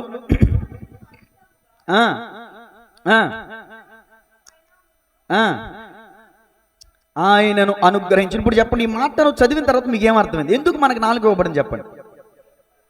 దేవుని మహిమార్థమై ఇవ్వబడింది నాలుక. స్టీవెన్సన్ గారు ఒక పాట పాడారు కదండి, దేవుని మహిమార్థమై ఇయ్యబడిను నాలుక, నీ నోటిని కాచుకొనుము, నీ మాటను నిలుపుకొనుము, నీ నోటిని కాచుకొనుము, నీ మాటను నిలుపుకొనుము. చిన్నదైన నాలుక ఎంతో అతిశయించును, భిన్నగా అది ఉన్నక మాలిన్యమును ముంచును. దేవునికి స్తోత్రం చెప్పండి. యాకోబు పత్రిక 3వ అధ్యాయంలో నేను చదువుతాను స్పష్టంగా. అసలు నాలుగు గురించి యాకోబు గారు ఏమన్నా చూడండి. నాలుగు చాలా డేంజర్ అండి. ఈ నాలుగు చాలు మనల్ని నరకాన్ని తీసుకెళ్ళిపోవడానికి. ఈ నాలుగు చాలు. మనం ఎంత భక్తి చేసినా వ్యర్థమే ఈ నాలుగుని మనం సరి చేసుకోలేకపోతే. అందుకనే తన యవన వయస్సో తన బాల్యమో చెప్పబడలేదు, కానీ పుట్టినవాడు ఒకడు ఇశ్రాయేలు మధ్యలోకి వచ్చాడు, దేవుని దూషించాడు, చచ్చాడు, రాళ్ళతో కూడా చంపేశారు. మన జీవితం అలా ఉండకూడదు. దేవుని దూషించకూడదు, పొరుగువాడిని దూషించకూడదు. ఇదే ఈరోజు దేవుడు మాట్లాడుతున్న మాట. యాకోబు పత్రిక 3వ అధ్యాయం 1 నుంచి కొన్ని విషయాలు 12 వచ్చిన చదువుతాను. ప్రతి మాట ఇంపార్టెంటే, చదువుతాను, జాగ్రత్తగా వినండి. నా సహోదరులారా, బోధకులమైన మనము మరీ కఠినమైన తీర్పు పొందుదమని తెలుసుకుని మీలో అనేకులు బోధకులు కాకుండుడి. అంటే చాలా మంది బోధకులు నోరు జారేస్తూ ఉంటారు అనమాట. అనేక విషయములలో మనమందరము తప్పిపోతున్నాం. మనమందరం ఇక్కడ సేవకులనుందా, లేకపోతే మీరనుందా, నేననుందా, మనందరం తప్పిపోతున్నాం. అంటే తొట్టిల్లుచున్నామని అర్థం. ఎవడైనా మాట యందు తప్పని ఎడల, మాట ఇచ్చి తప్పని ఎడల, అట్టివాడు లోపం లేని వాడై తన సర్వ శరీరమును స్వాధీనమందుంచుకున్న శక్తి గల వాడును. మాట ఇచ్చిన వాడు దాన్ని నెరవేర్చాలి, మాట ఇచ్చినవాడు దాన్ని కొనసాగించాలి. మాట ఇచ్చి తప్పకూడదు. అతడు నష్టము కలిగినను, నీతిమంతుడు నష్టము కలిగినను మాట తప్పడు. కీర్తన 15లో ఉంటుంది. నువ్వు నీతిమంతుడు అయితే ఆడిన మాట తప్పు, ఆడి ఏమాడో ఒక మాట ఉంటుంది కదా, ఆడి తప్పరాదు పలికి బొంకరాదు అని చాలా ఉంటాయి. సరే, వాక్యం చూద్దాం. గుర్రములు మనకు లోబడుటకై నోటికి కళ్ళెమును పెట్టి వాటి శరీరం అంతా త్రిప్పుదుము కదా. ఒక గుర్రం కళ్ళెం వల్ల తిప్పబడుతుందంట. ఆ కళ్ళెం లేకపోతే మాట ఉండేది. వాడలను కూడా చూడండి, అవి ఎంతో గొప్పవై పెనుగాలికి కొట్టుకొని పోబడినను వాడ నడుపు అని ఉద్దేశము చొప్పున మిక్కిలి చిన్నదగు చుక్కాని చేత త్రిప్పబడును. చుక్కాని, ఇప్పుడు స్టీరింగ్ బట్టి పెద్ద లారీ ఎలా త్రిప్పబడుతుందో, చుక్కాని చేత పెద్ద వాడ త్రిప్పబడుతుంది. అలాగే ఈ ఒక్క నాలుక మీద మన దేహం అంతా త్రిప్పబడుతుందండి. ఈ ఒక్క నాలుక సర్వశరీరాన్ని ఏం చేస్తుంది చూడండి. 5వ వచనం. అలాగుననే నాలుక కూడా చిన్న అవయవమైన, చాలా చిన్నది ఇది. ఇంకెంతకన్నా పెద్దగా చేస్తే ఇంకేమైపోయేదో ప్రపంచం. దేవుని స్తోత్రం. కొడనాలుగు చిన్నగా ఉంటుంది కదా, అది నాలుగు కూడా చిన్న అవయవమైనను బహుగా అదిరిపడును. అది చిన్నదే కానీ బహుగా అదిరిపడద్దంట. అదిరిపడడం అంటే అతిశయపడును. గర్వపు మాటలు, గర్విష్టి మాటలు, అతిశక్తితో కూడిన మాటలు. నా అంతటోడు లేడు. ఇంకా దీని గురించి చెప్పాలంటే ఇక చాలా విషయాలు. గర్వం ఇది మన సబ్జెక్ట్ కాదు కదా, నాలుగు మన సబ్జెక్ట్. చూడండి, ఎంత కొంచెము నిప్పు ఎంత విస్తారమైన అడవిని తగలబెట్టును. కొంచెం నిప్పు, ఎంత నిప్పు రవ్వ చాలు కదా, అంటుకుందంటే ఇక తగలెట్టేసినట్టే. అగ్ని అంత ప్రమాదం. అంటే అగ్ని అంత ప్రమాదమో చూడండి. నాలుక అగ్నియే. నాలుకను యాకోబు గారు అంటారు, ఈ నాలుక అగ్ని. చాలా మంది కాపురాలు నాశనం అయిపోవడానికి గల కారణం ఏంటి తెలుసా? టంగ్, నాలుక. చెప్పుడు మాటలు విని కాపురాలు నాశనం చేసుకున్న స్త్రీలు ఎంతమంది లేరు? అవునంటారు కదంటారు. అంటే ఈ నాలుక కాపురాలను చిచ్చు పెట్టేస్తుంది. అందుకని యాకోబు గారు అంటారు, నాలుక అగ్ని. నాలుక అగ్నియే. నాలుక మన అవయవములలో ఉంచబడిన పాప ప్రపంచమై సర్వ శరీరమునకు మాలిన్యము కలగజేయచ్చు, ప్రకృతి చక్రమునకు చిచ్చుబెట్టును. అది నరకము చేత చిచ్చుబెట్టబడును. మృగ, పక్షి, సర్ప, జలచరములలో ప్రతి జాతియు నరజాతి చేత సాధుకాజాలును. అంటే ఈ రోజున సింహాలని, పులులు కూడా సాధు జంతువులుగా చేసేస్తున్నారు. సాధు ఆయన గాని ఏ నరుడును నాలుకను సాధు చేయనేరడో. పులిను కూడా సాధు జంతువులా చేస్తున్నాడు. సింహంతో ఆటలాడుతున్నాడు. సింహం నోట్లో మాంసం పెడుతున్నాడు. సింహంతో ఆటలాడుతున్నాడు. భయంకరమైన మృగం సింహం. మృగాన్ని సాధు జీవిగా చేస్తున్నాడు. కానీ నాలుకను మాత్రం సాధు చేయలేకపోతున్నాడు. నాలుకను మాత్రం అదుపులో పెట్టుకోలేకపోతున్నాడు మానవుడు. అందుకని వాక్యం చెప్తుంది చూడండి, ఏ నరుడును నాలుకను సాధుగా చేయనరడు, అది మరణకరమైన విషముతో నిండినది, అది నిరర్ఘలమైన దుష్టత్వమే. దీనితో తండ్రి అయిన ప్రభువును స్తుతించుచు, దీనితోనే దేవుని పోలికగా పుట్టిన మనుషులను శపింతుము. చూసారా? దేవుని మందిరానికి వచ్చేమో దేవుని స్తుతిస్తాం, బయటికి వెళ్ళేమో శపిస్తాం. అలాంటి వారి గురించి ఈ రోజున దేవుడు చెప్తున్నటువంటి మాట, నువ్వు క్రైస్తవుడు కాదు, నామకార్థుడివే. నువ్వు భక్తిపరుడు కాదు, నువ్వు భక్తిహీనుడివే. మందిరంలో ఒకలాగా బయటికి వెళ్ళాక మరొకలాగా ఉన్నావంటే నువ్వు వేషధారి. వ్యభిచారినైనా దేవుడు క్షమిస్తాడేమో కానీ వేషధారిని దేవుడు క్షమించడు. పాస్టర్ గారు ఉంటే ఒకలాగా, పాస్టర్ గారు లేకపోతే ఒకలాగా, భర్త ఉంటే ఒకలాగా, భర్త లేకపోతే ఒకలాగా, తల్లిదండ్రులు ఉంటే ఒకలాగా, తల్లిదండ్రులు లేకపోతే ఒకలాగా. వేషధారణ అంటారు దాన్ని. భయం అంటే ఎప్పుడైనా ఉండాలి. ఎవరున్నా ఎవరు లేకపోయినా దేవుడు చూస్తున్నాడన్న భయం కలుగున్నాడు. ఏసేపు పాపం చేయలా, దేవునికి స్తోత్రం కలుగునుగా. ఎంత దారుణం అండి! ఇదే నోటితో ప్రభును స్తుతిస్తామంట, ఇదే నోటితో దేవుని పోలికగా పుట్టిన మనుషులను శపిస్తున్నామంట.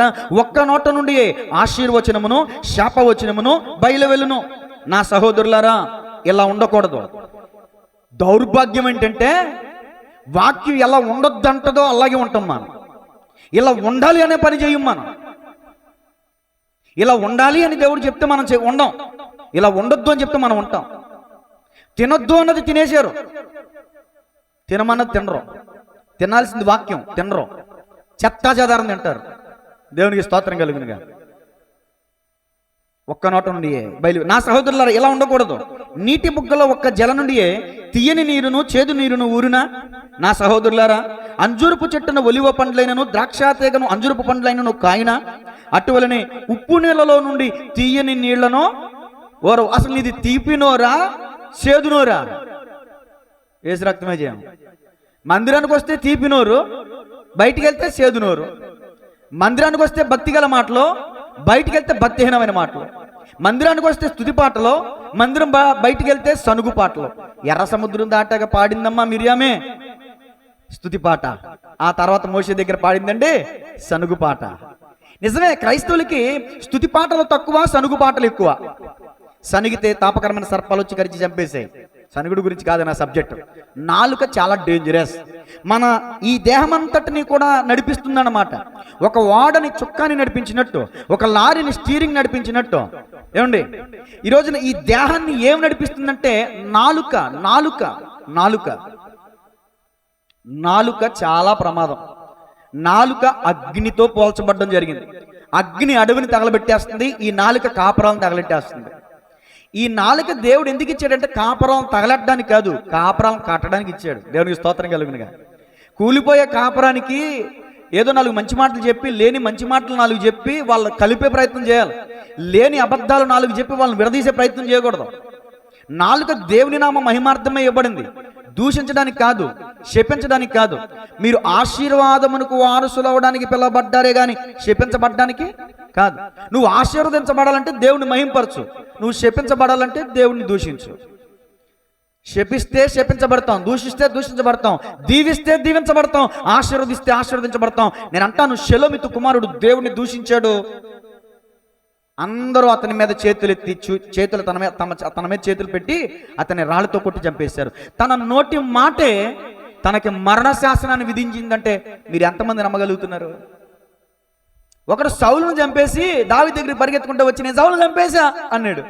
చంద్రహారం ఎత్తాడేమో అనుకున్నాడు. చంద్రహారం రే, అభిషక్తుడైనటువంటి వారిని చంపడానికి వీడు భయపడలేదా, వీడు చంపేయండి.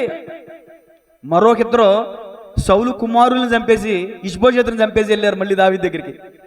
సౌలును చంపిన వ్యక్తికి నేను ఏదైతే చేశానో సౌలు కుమారుని చంపిన మీకును కూడా ఇదిగో చంపారా, అక్కడ ఉన్నటువంటి సైన్యాధిపతి వాళ్ళ మీద పడి చంపేశారు. వాళ్ళు వచ్చి వాళ్ళే చెప్పారు, మేము ఆమెని చంపేశాం. నీ నోటి మాట నీకు ఉత్తరవాది, నీ నోటి మాటను బట్టి నీకు శిక్ష విధించబడింది. ఈ రోజు నీ జీవితంలో శాంతి ఎందుకు లేదు, మనశ్శాంతి ఎందుకు లేదు, సమాధానం ఎందుకు? నీ నోటి మాటే. నలుగురు ఎందుకు నీతో కలవలేకపోతున్నారు? నలుగురు నీతో ఆనందంగా ఎందుకు ఉండలేకపోతున్నారు? నలుగురితో నువ్వు సమాధానం ఎందుకు ఉండలేకపోతున్నావు? కలివిడిగా నలుగురితో ఎందుకు కలవలేకపోతున్నావు? లేదా నలుగురు నిన్ను ఎందుకు కలుపుకోలేకపోతున్నారు అంటే నీ నాలుగు తేడా. నీ నాలుకలో దోషం ఉంది, నీ నాలుకలో శపించేటటువంటి తప్పుతూ ఉంది. నీ నాలుక దేవుని నామ మహిమార్థమై ఇవ్వబడింది, మర్చిపోవద్దు. దేవునికి స్తోత్రం కలుగునుగా. మరణించాడండి ఇక్కడ షెలోమితు కుమారుడు. దుఃఖం వచ్చిందండి ఆ తల్లికి. అలాంటి స్థితి ఏ తల్లికి రాకూడదు, అలాంటి పరిస్థితి ఏ బిడ్డకి రాకూడదని పరిశుద్ధాత్మ దేవుడు సిద్ధపరచబడిన వర్తమానం ఇది. దేవునికి స్తోత్రం కలుగునుగా. క్రైస్తవులారా, మీరు నిజమైన క్రైస్తవులైతే, యథార్థవంతులైతే, దేవుని సందులో నమ్మకస్తులైతే, దేవుని యందు భయభక్తులు కలిగిన వారైతే చెడుతనాన్ని విడిచిపెట్టండి. చెడుతనము విడిచి నడుచుటే యథార్థవంతులకు రాజమార్గం అని వాక్యం చెప్తుంది. చెడుతనం ఎక్కడ ఉంటుందో తెలుసా? నీ నాలుక కిందే ఉంది. ఇవ్వమంటారు రెఫరెన్స్? యోబు గ్రంథం 20:10 చూడండి.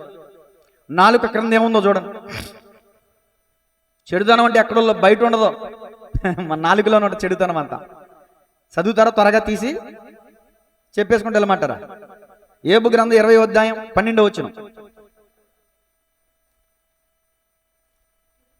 చెడుతనము వారి నోటికి తీయగా ఉండెను, వారి నాలుక క్రింద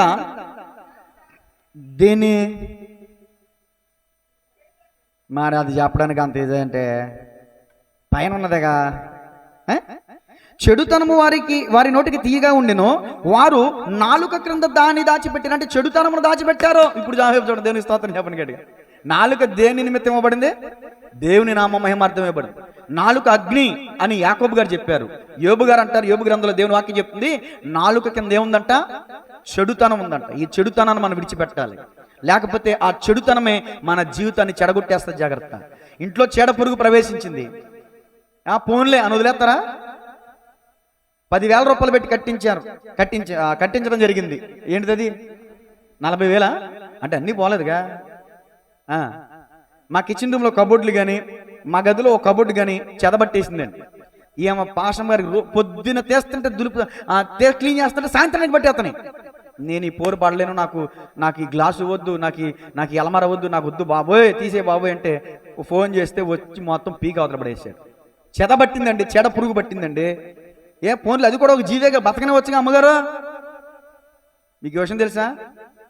ఆ చెక్క తీసి పాడేసినా మళ్ళీ వచ్చేస్తుంది అక్కడ పురుగు. అంటే గోడలోకి వెళ్ళిపోయింది, అంటే గోడను కూడా తొలిచేస్తుంది. గోడను తొలిచేస్తుంది, చెక్కను తొలిచేస్తుంది. నాలుక కింద ఉన్న ఈ చెడుతనం నీ నాలుకను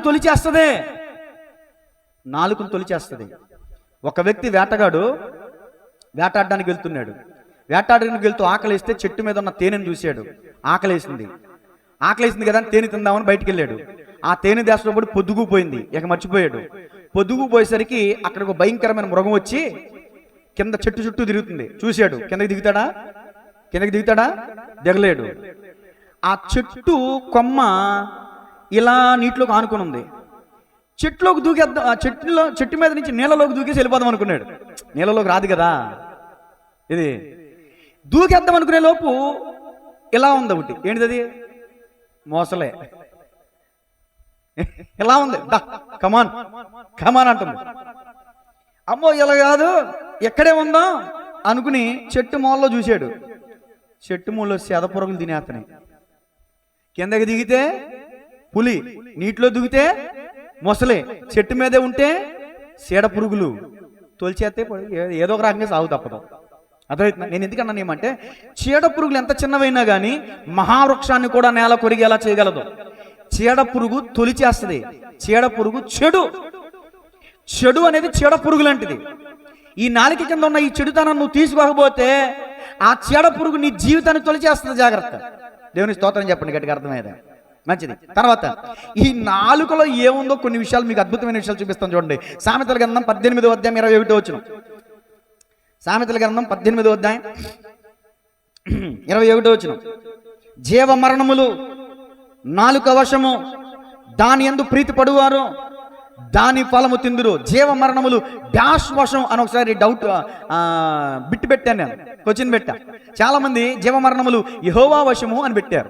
కాదండి, నాలుక వశము అని ఆన్సర్ ఇచ్చే తర్వాత జీవ మరణములు ఎవరి వశం? నువ్వు జీవించాలన్నా మరణించాలన్నా దేవుని చిత్తం అంటావు కదా, కాదు, నీ చిత్తమే.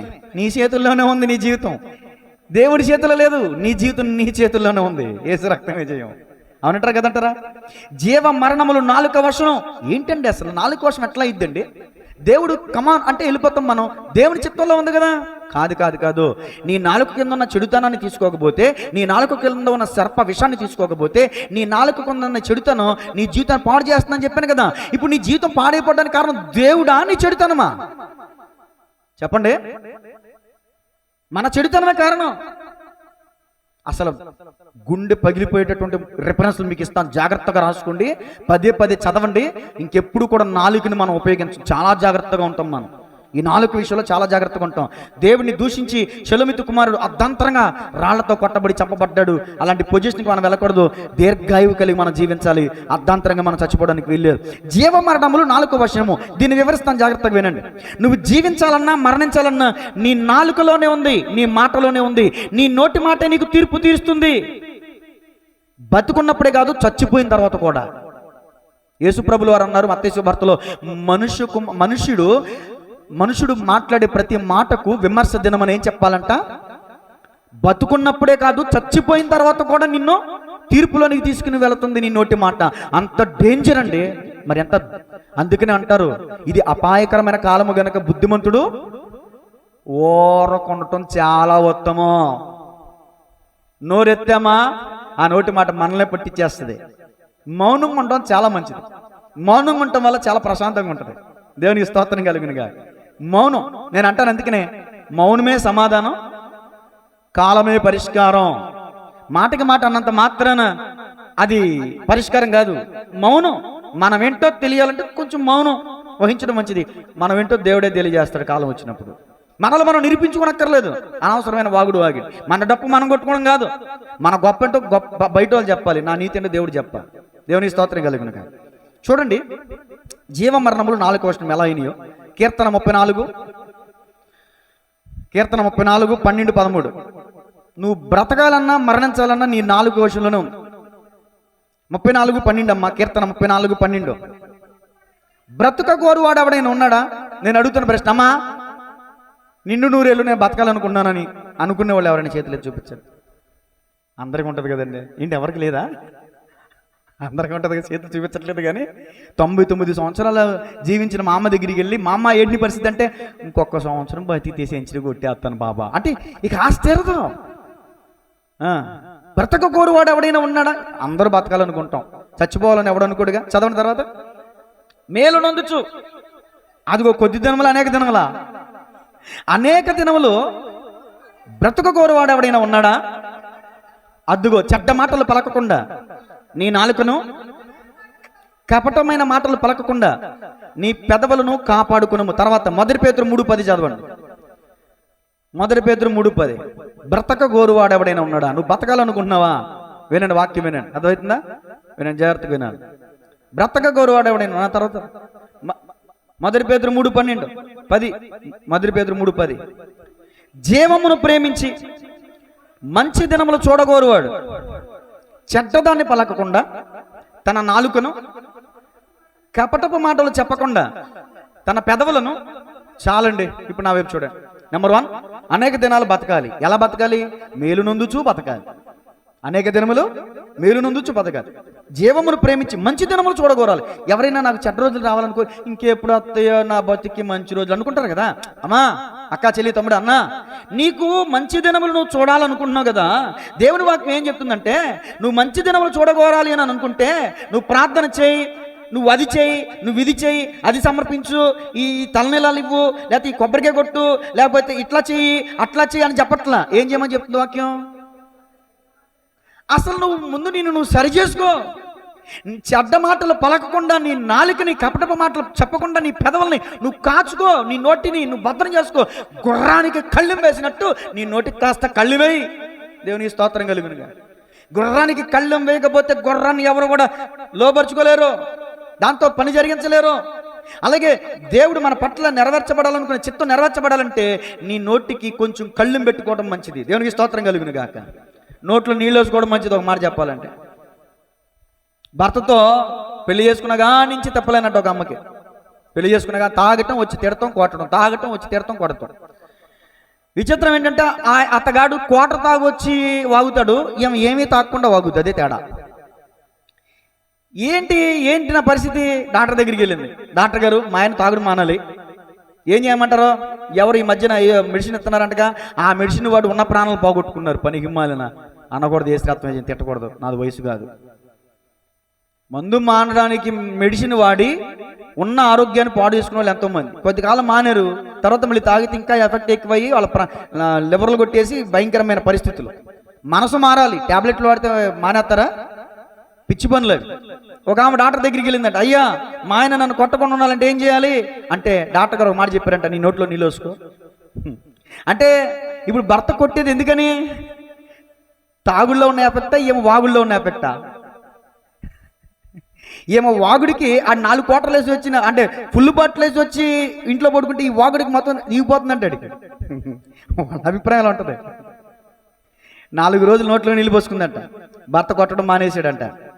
మళ్ళీ 4 రోజుల తర్వాత డాక్టర్ దగ్గరికి వెళ్ళి, ఏమండి, ఆశ్చర్యం, అద్భుతం, అమోఘం, మా ఆయన నన్ను కొట్టడం మానేశాడు.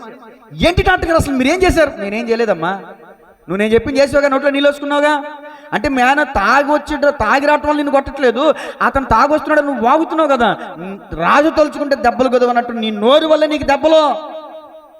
ఈ 4 రోజులు నేను చెప్పినట్టుగా నోట్లో నీళ్ళు వేసుకున్నావు. మా ఆయన వచ్చేసరికి, ఏంటి ఇంత నిశ్శబ్దంగా ఉంది, ఏంటి అలిపి లేదు, కలిపి లేదు, ఏం లేదు, రాగానే మొదలెట్టేది, ఈ మధ్యన ఇప్పుడు ఎంత సైలెంట్గా ఉంటుందని. ఆయన కూడా మార్పు వచ్చేసింది. ఏసి రక్తం చేయం, ఆడు కూడా మాట్లాడకుండా, ఈ భయం వేసిందో మరి ఏంటో తెలియదు కానీ ఎప్పుడు కొడతా తిడతా ఉండేవాడు. ఆడు కూడా మౌనమైపోయాడు. ఏమ మౌనంగా ఉంటే ఆయన మౌనమయ్యాడు, ఏమో నోరిప్పితే ఆయన నోరిప్పుతాడు. అదనమాట. కాబట్టి మంచి రోజులు నువ్వు చూడాలనుకుంటే, మేలు పొందుచు అనేక దినములు నువ్వు బ్రతకకోరాలనుకుంటే, కపటమైన మాటలు పలకకుండా నీ పెదవులని, చెడ్డ మాటలు మాట్లాడకుండా నీ నాలుకను కాపాడుకో. శీఘ్రంగా మంచి ధనాలు నువ్వు చూస్తావు. దేవునికి స్తోత్రం కలుగునుగా. నేనేదో కళ్ళు మూసుకుని ప్రవచనం చెప్తే రాదు, కళ్ళు మూసుకుని ప్రవచనం చెప్తే రాదు. ప్రవచనాలు నేను నమ్ముతాను, అలాగని ప్రవచనాలు నేను నమ్మను. నిజంగా దేవుని ఆత్మాభిషేకంతో మాట్లాడే ప్రవచనాలు చెప్పేవాళ్ళు ఉంటారు, అబద్ధ ప్రవచనాలు చెప్పేవాళ్ళు కూడా అందరూ ఉన్నారు. బైబిల్ గ్రంథంలోని దేవుడే చెప్తున్నాడు అబద్ధ ప్రవక్తలు ఉన్నారని. మనం పరిశీలించాలా వద్దా? దేవునికి స్తోత్రం కలుగునుగా. సరే, తర్వాత మనం చూడండి, 4 క్రింద ఏముంటుందంటే చేటును పాపమును ఉంటుందంట. కీర్తన 10:7. అన్ని రిఫరెన్స్లు చదివితే టైం సరిపోదు కాబట్టి, టైం అయింది కాబట్టి నేను ముగిస్తాను. ఇంకా ఏ రిఫరెన్స్ చదవను, చెప్పేస్తాను, రాసుకోండి. 4 కింద ఏమేమి ఉంటుందో చెప్తాను, రాసుకోండి. కీర్తన 10:7. 4 క్రింద చేటు ఉంటుందంట, చేటు పాపం ఉంటుందంట. తర్వాత కీర్తన 57:4. కీర్తన 57:4. నాలుక వాడిగల కత్తి లాంటిదంట, వాడిగల కత్తి లాంటిదంట. 64:3. కీర్తన 64:3. ఒకడు కత్తికి పొదును పెట్టినట్టు నాలుగుకు పొదును పెడతాడంట. ఏం మాట అనాలి, దీన్ని ఎలా చంపాలి, దీన్ని ఎలా కొంగ చేయాలి, దీన్ని ఎలా నాశనం చేయాలి, దీన్ని ఎలా నోరెత్తనివ్వకూడదు. కొంతమంది ట్రైనింగ్ ఏమండి, మనలో ఎవరు లేరులేండి, దేవునికి స్తోత్రం. కొంతమందిలో ఉంటారు. చూడండి, ఏం మాట అనాలి, ఏం చేయాలి. ఒకడు కత్తిని పొదిని పెడతాడు, ఆ కత్తితో ఏదో నరకడానికి. కొంతమంది మనుషులను చంపడానికి కత్తి పొట్టు వంటి మాటలు పలుకువారు. సామెతలు 12:18 ఉంది మాట. సామెతలు 12:18 కత్తి పొట్టు మాటలు పలుకువారు కలరు. అలాగే కీర్తన 140:3 వచనం. 140వ కీర్తన 3వ వచనం, నాలుక వాడి కలిగినదై సర్ప విషం కలిగి ఉన్నదంట. సర్ప విషం, సర్పం కాటేస్తే ఎంత విషమో ఏమండి, నాలుకలో విషం ఉందంట. నేను అంటాను, సర్పము కోరల్లో విషం ఉంది, కానీ మనిషికి నిలువెల్ల విషమే, మనిషి చూపులోనే విషమే. సౌలు దావీదు మీద ఏ చూపు నిలిపాడంట? విషపు చూపు, చూపుల విషం, నాలుకల విషం, పంటిల విషం, నిలువెల్ల విషమే, మనిషి నిలువెల్ల విషమే ఒక మాటలో చెప్పాలంటే. తర్వాత ఇర్మియా గ్రంథం 9:8 వచ్చిన, నాలుక ఘాతుక బాణం పెట్టి కొడితే మనిషి ఏమైపోతాడు? చచ్చిపోతాడు.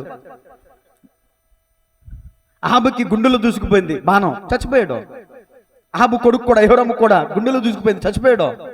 అంటే నాలుకని బాణంలా వాడతారన్నమాట కొంతమంది, నాలుకని కత్తిలాగా వాడతారంటమాట కొంతమంది. కత్తి సాయం చేస్తారు చూసారు, అట్లా దిక్కుతారంట.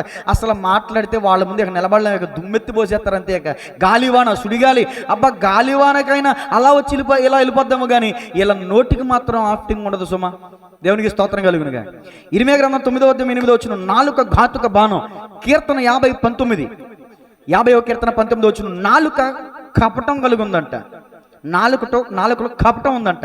మన ముందు పొగుడుతారు, అవతలకి వెళ్ళి దూషిస్తారు. పాస్టర్ గారు మీ ఎంతటోరు లేరంటారు, వీడంత పనికిమాలినోడు లేడంటారు బయటికి వెళ్ళి. అదే కపటం అంటే. కపటమైన నాలుక గలవాడా. దావీదు గారు దోయగుని గురించి అన్నమాట. కపటమైన నాలుక గలవాడా. లేనిపోని మాటలన్నీ ఎక్కించేసాడు సౌలుకి. అనవసరంగా 85 మంది సేవకులు చచ్చిపోయారు. ఒక్క దోయగు మాట 85 మంది సేవకులు చచ్చిపోయారు. నీ నాలుకల వాళ్ళ బతకాలి, కానీ ఒకళ్ళు చచ్చిపోకూడదు. నీ నాలుక దేవుని నామ మహిమార్థమై ఇవ్వడింది, కానీ ఒకరిని దూషించడానికి ఇవ్వడా. దేవుని పోలిక చొప్పున పొరుగు వారిని దూషిస్తున్నావేమో, దేవుని దూషిస్తున్నావేమో షెలోమితు కుమారులాగా. అలాంటి మరణకరమైన పరిస్థితులు మనకు వస్తాయి. దయచేసి అలాంటి పనులు మానుకుందాం. సామెతల గ్రంథం 15:4 వచ్చిన, నాలుక జీవవృక్షం అంటండి. ఇదే నాలుకని మరొక వ్యక్తి ఏమంటున్నాడు? ఈ నాలుక జీవవృక్షం అంట. జీవవృక్ష ఫలాలు తింటే నిత్యం బతుకుతాం కదా, అలాగే ఈ నాలుకని జీవవృక్షం లాగా ఉపయోగించాలంట మనం. నాలుక జ్ఞానయుక్తమైన అంశములు పలుకును. నీ నాలుక జ్ఞానయుక్తమైన అంశాలు పలకాలి, చక్కని హితబోధ చేయాలి, మంచి మాటలు మాట్లాడాలి. తర్వాత సామెతల గ్రంథం 10:20 వచ్చిన, నీతిమంతుల నాలుక ప్రశస్తమైన వెండి వంటిదంట. దేవునికి స్తోత్రం కలుగును గాక. నీతిమంతుడు, ఇంతకుముందు సహోదరి చెప్పారు, ఆ మాట ఇచ్చినా నష్టం కలిగినా మాట తప్పడంట నీతిమంతుడు. నీతిమంతుని నాలుక ప్రశస్తమైన వెండి వంటిది.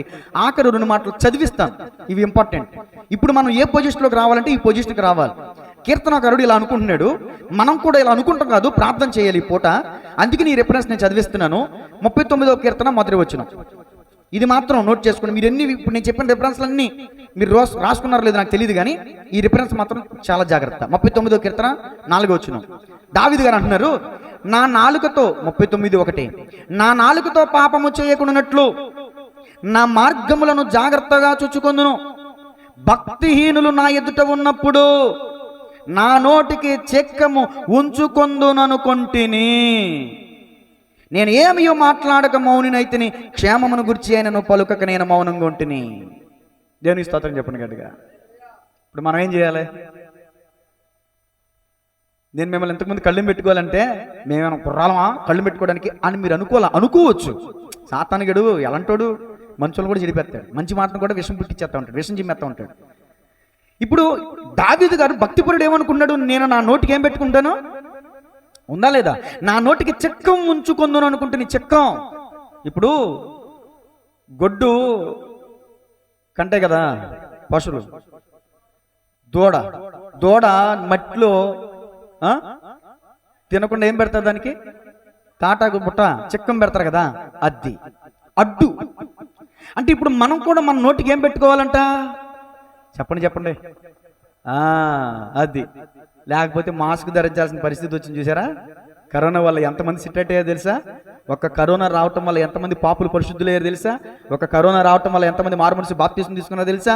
ఒక కరోనా రావటం వల్ల ఎంతమంది సంఖ్య పెరిగిందో తెలుసా? ఒక కరోనా తెగులు అంత సిట్టేట్ చేసేసింది. దేవునికి స్తోత్రం కలుగునుగా. అలాంటి తెగుళ్ళు, అలాంటి మరణకరమైన పరిస్థితులు మనకు రాకుండా ఉండాలంటే మన నోటికి చెక్కం పెట్టుకుందుముగాక. ఈ ప్రార్థన మనం చేసుకోవాలండి ఈరోజు. ఓకేనండి. మరొక మాట చూడండి, ఆఖరి మాట, ఇంక నేను చెప్పను. 15వ కీర్తన 3, ఎందుకంటే 9 అయిపోయింది.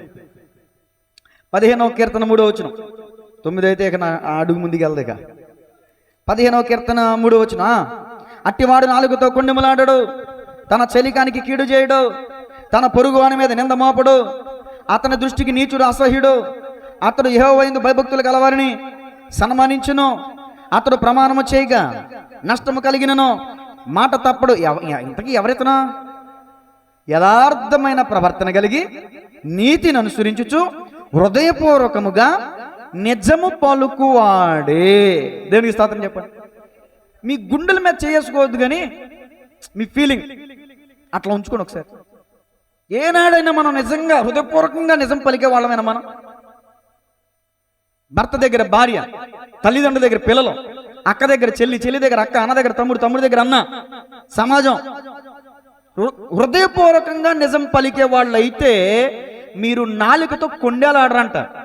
మీరు హృదయపూర్వకంగా అబద్ధాలు ఆడేవారైతే నాలుగుతో కొండెములాడతారు, నాలుగుతో అబద్ధాలు ఆడతారు, నాలుగుతో ఇచ్చకమలాడతారు, ఈ నాలుగుతో పొరుగువాని మీద నిందమోపుతారు. అబద్ధం ఆడే ఒక స్వభావం, యథార్థత లేని ప్రతి ఒక్కరూ చేసేటటువంటి పని పొరుగువాని మీద నిందమోపటం. దేవునికి స్తోత్రం కలుగునుగా. ఒక్క నాలుక వల్ల ఎన్ని పెను ప్రమాదాలు ఉన్నాయో చూడండి. నాలుక అగ్ని, నాలుక విషసర్పం, నాలుకలో చెడుతనం, నాలుకలో కపటం, బాబా ఎన్ని ఉన్నాయండి. నాలుకలో సర్ప విషయం, నాలుకలో బాణం. కీర్తన 64:8 చూడండి. కీర్తన 64:8.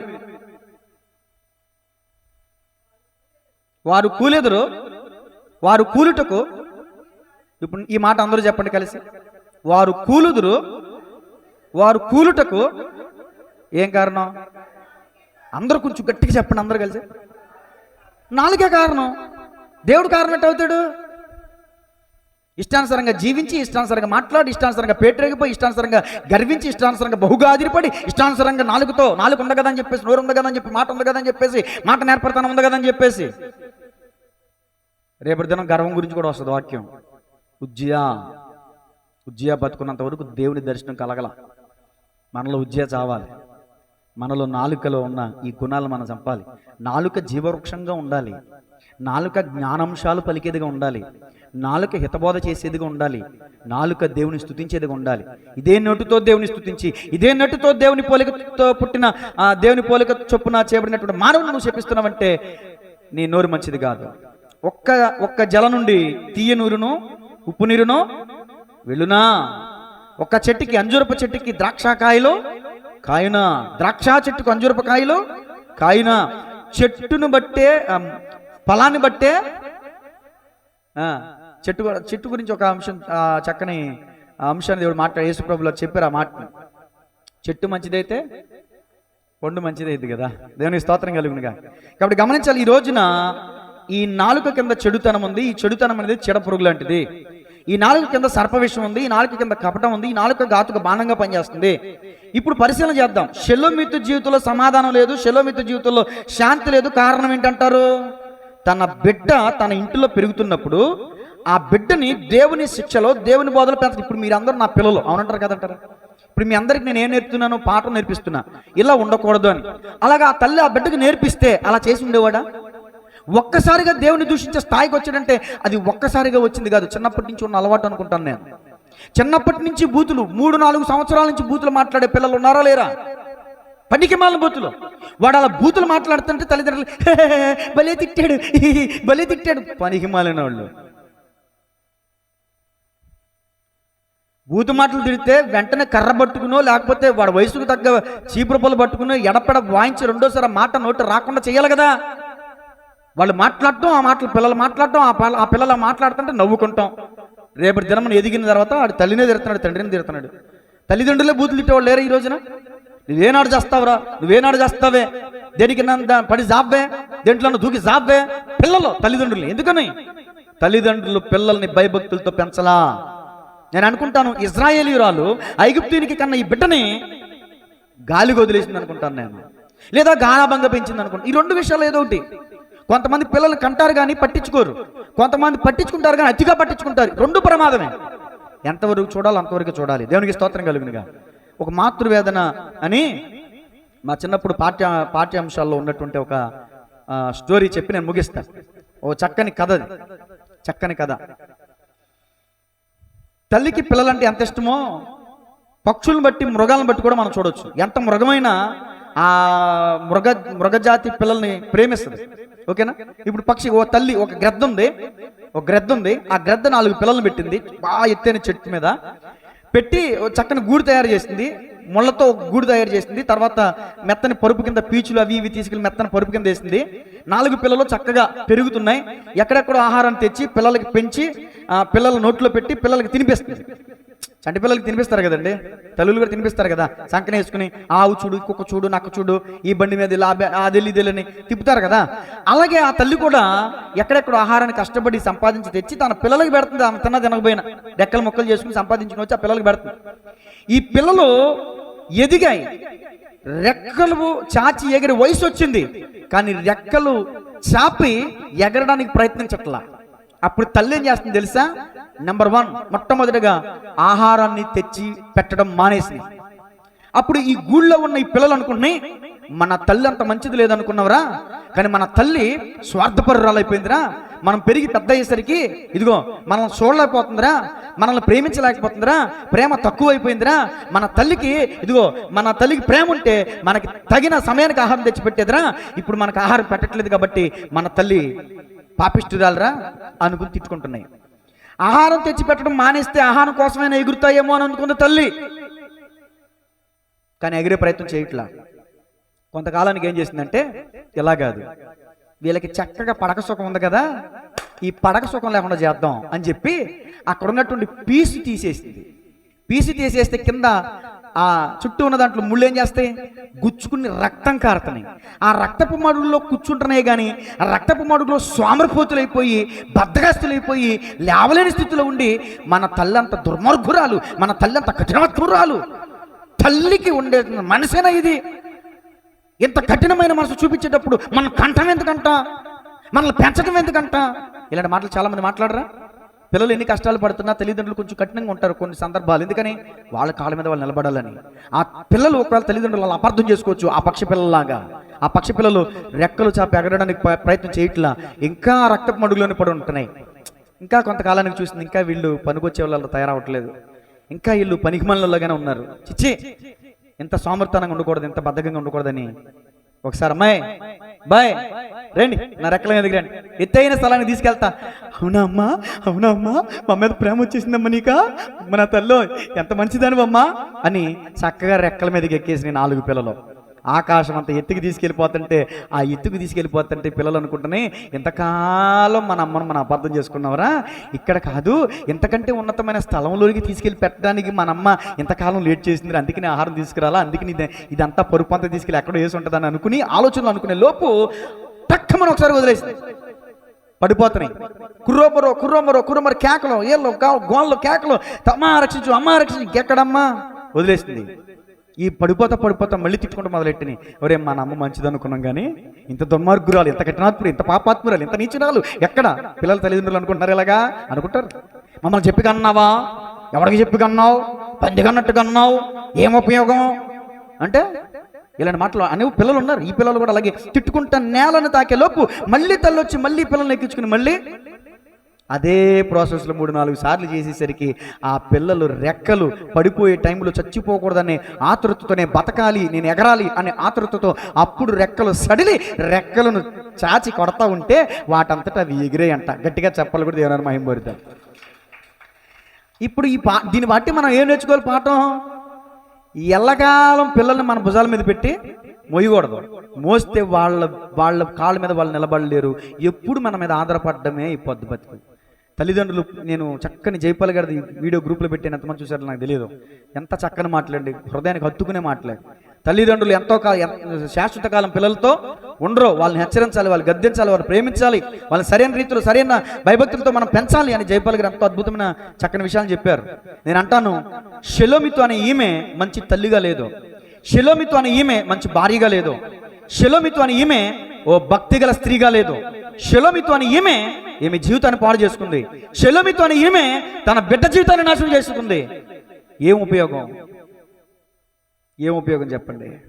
ఒక భక్తిగల స్త్రీగా లేదు, ఒక మంచి భార్యగా లేదు, ఒక మంచి తల్లిగా లేదు, ఒక మంచి విశ్వాసిగా లేదు. ఈ రోజున అనేక మందికి ఒక గుణపాఠంగా మన జీవితం కనిపిస్తుంది, ఈమె జీవితం కనిపిస్తుంది. తలలు వంచండి, ప్రార్థన చేసి ముగిస్తాను. సమయమైంది కనుక అందరు తలలు వంచి కొద్ది నిమిషాలు విన్న వాక్యాన్ని ఎత్తిపెట్టి మీ అంతటా మీరే ప్రార్థన చేసుకుంటారా వ్యక్తిగతంగా? షెలోమితుని బట్టి ఈరోజు మనం నేర్చుకున్న అంశం ఏంటి, పాఠం ఏంటి? ఆమె ఇజ్రాయిలు రాగానే ఉండాలి, క్రైస్తవురాలాగానే ఉండాలి. ఐగుప్తుడితో సంబంధం ఏంటి అసలు? సాతానుతో మనకేంటి సంబంధం? సాతాను క్రియలతో మనకేంటి సంబంధం? అపవాది క్రియలు మనలో ఎందుకు ఉండాలి అసలు? మనం పరిశుద్ధులం కదా, పరిశుద్ధుని పిల్లలం కదా, పరిశుద్ధత కలిగి ఉండాలి కదా. నోట అపవిత్రమైన మాటలు రాకూడదు కదా, నోట యథార్థమైన మాటలు రావాలి కదా. ఈ నాలుక మనుషులను కూల్చేస్తుందంట. షెలోమితు కుమారుడు కూలిపోయాడు. అతడు కూలిపోవడానికి గల కారణం అతను నాలుకే, దేవుని దూషించాడు. ఈరోజు నువ్వు నేను అనుకోవచ్చు, నేను దేవుని దూషించలేదండి అని. కానీ దేవుని పోలికగా ఉన్న పొరుగు అని దూషించావా? అదే పరిస్థితి, అదే శిక్ష వస్తుంది. అందుకే నువ్వు ఒప్పుకుని విడిచిపెడదాం. ప్రభు నన్ను క్షమించయ్యా, అయా తెలుసో తెలియకో తొందరపాటు కలిగి అయ్యా నేను ఎన్నో పర్యాయాలు ఎదుటివారిని దూషించాను ప్రభా.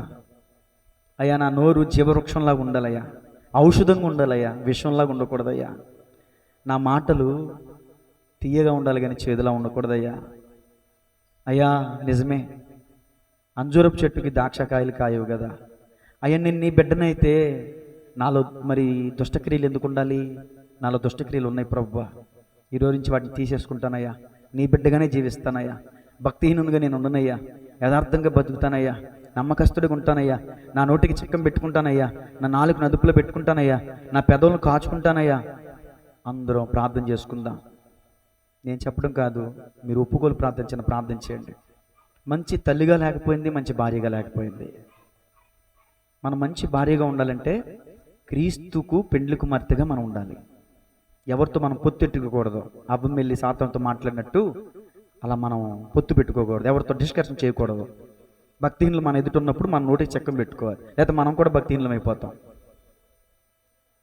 అది మౌనంగా ఉండటం చాలా మంచిది. స్తోత్రమయ్యా, నీ వాక్యం జీవము గలదయ్యా, నీ వాక్యం స్వచ్ఛమైనది ప్రభు, నీ వాక్యం సత్యమైనది, నీ వాక్యం మాట్లాడేది ప్రభు. నాతో మాట్లాడినందుకు నీకు వందనాలయ్యా అని యథార్థంగా గుండె నలగొట్టుకుని, హృదయాన్ని నలగొట్టుకుని ప్రార్థన చేద్దాం. దేవుడు మనల్ని కనికరిస్తాడమ్మా. మన పిల్లలు తప్పు చేస్తే మనం క్షమించమా? అలాగే మనం తప్పు చేస్తే మనం ఒప్పుకుంటే ఖచ్చితంగా నేను చేసిన తప్పే అని హృదయపూర్వకంగా మనం ఒప్పుకుంటే ఖచ్చితంగా దేవుడు మనకు క్షమిస్తాడు. నిజమే, మనకు ఒకప్పుడు అలవాటు, కానీ అలవాట్లో పొరపాటు సహజమే. కానీ ఆ పొరపాట్లు అలవాటు కాకూడదు. వ్యర్థమైన మాటలు మన నోట రాకూడదు. మన నాలుకే మన ఆయుష్ను తీసేస్తుంది. నాలుక విషాన్ని కలిగి ఉంది, నాలుక బాణులా ఉందంట. అందరం ప్రార్థించేద్దాం. దేవుడు మిమ్మల్ని ప్రేరేపించిన రీతిగా ఒప్పుకుందాం, విడిచిపెడదాం యథార్థంగా. స్తోత్రమయ్యా. యేసయ్యా వందనాలయ్యా. సూటిపోటి మాటలు, మనసులో ఒకటి పైకి మంచిగా లోపల చెడ్డగా, మనుషుల ముందు ఒకలా లేనప్పుడు ఒకలా. ఇదంతా వేషధారనే. అయ్యో, ఇటు ఇశ్రాయేలుడు కాదంట, అటు ఐగుప్తుడు కాదంట, మిశ్రిత జనం అన్నమాట. మనం మిశ్రిత జనంగా ఉండకూడదమ్మా. ఉంటే చల్లగానైనా ఉండు, లేకపోతే ఎచ్చగానైనా ఉండు. నులివెచ్చగా ఉంటే దేవుడు ఉమ్మేస్తాను అన్నాడు, జాగ్రత్త. నులివెచ్చని స్థితి మనలో ఉండకూడదు. లోకపు తీరు, దేవుని తీరు మనలో ఉండటానికి వీల్లేదు. దేవునిలోనే ఉండు. లోకాన్ని విడిచిపెట్టు, ఐగుప్తుని విడిచిపెట్టు, పాపాన్ని విడిచిపెట్టు, శాపాన్ని విడిచిపెట్టు, అపవిత్రతను విడిచిపెట్టు, చెడుతనాన్ని విడిచిపెట్టు, విషయాన్ని తీసిపడే. నీ నాలుకను పరిశుద్ధపరచుకో, నీ నాలుకను సాధువు చేసుకో. దయచేసి చిన్న చుక్కాని చేత ఓడ తెప్పబడుతుందంట, కళ్ళెము ద్వారా గుర్రము తెప్పబడుతుందంట, ఈ నాలుక ద్వారా ఈ సర్వ శరీరం తిప్పబడుతుందంట. అమ్మో, సర్వ శరీరాన్ని మాలిన్యంలో పడేసి నరకంలో పడేస్తుందంట. ఎంత భక్తి చేసి నరకానికి వెళ్తాం ఏంటమ్మా?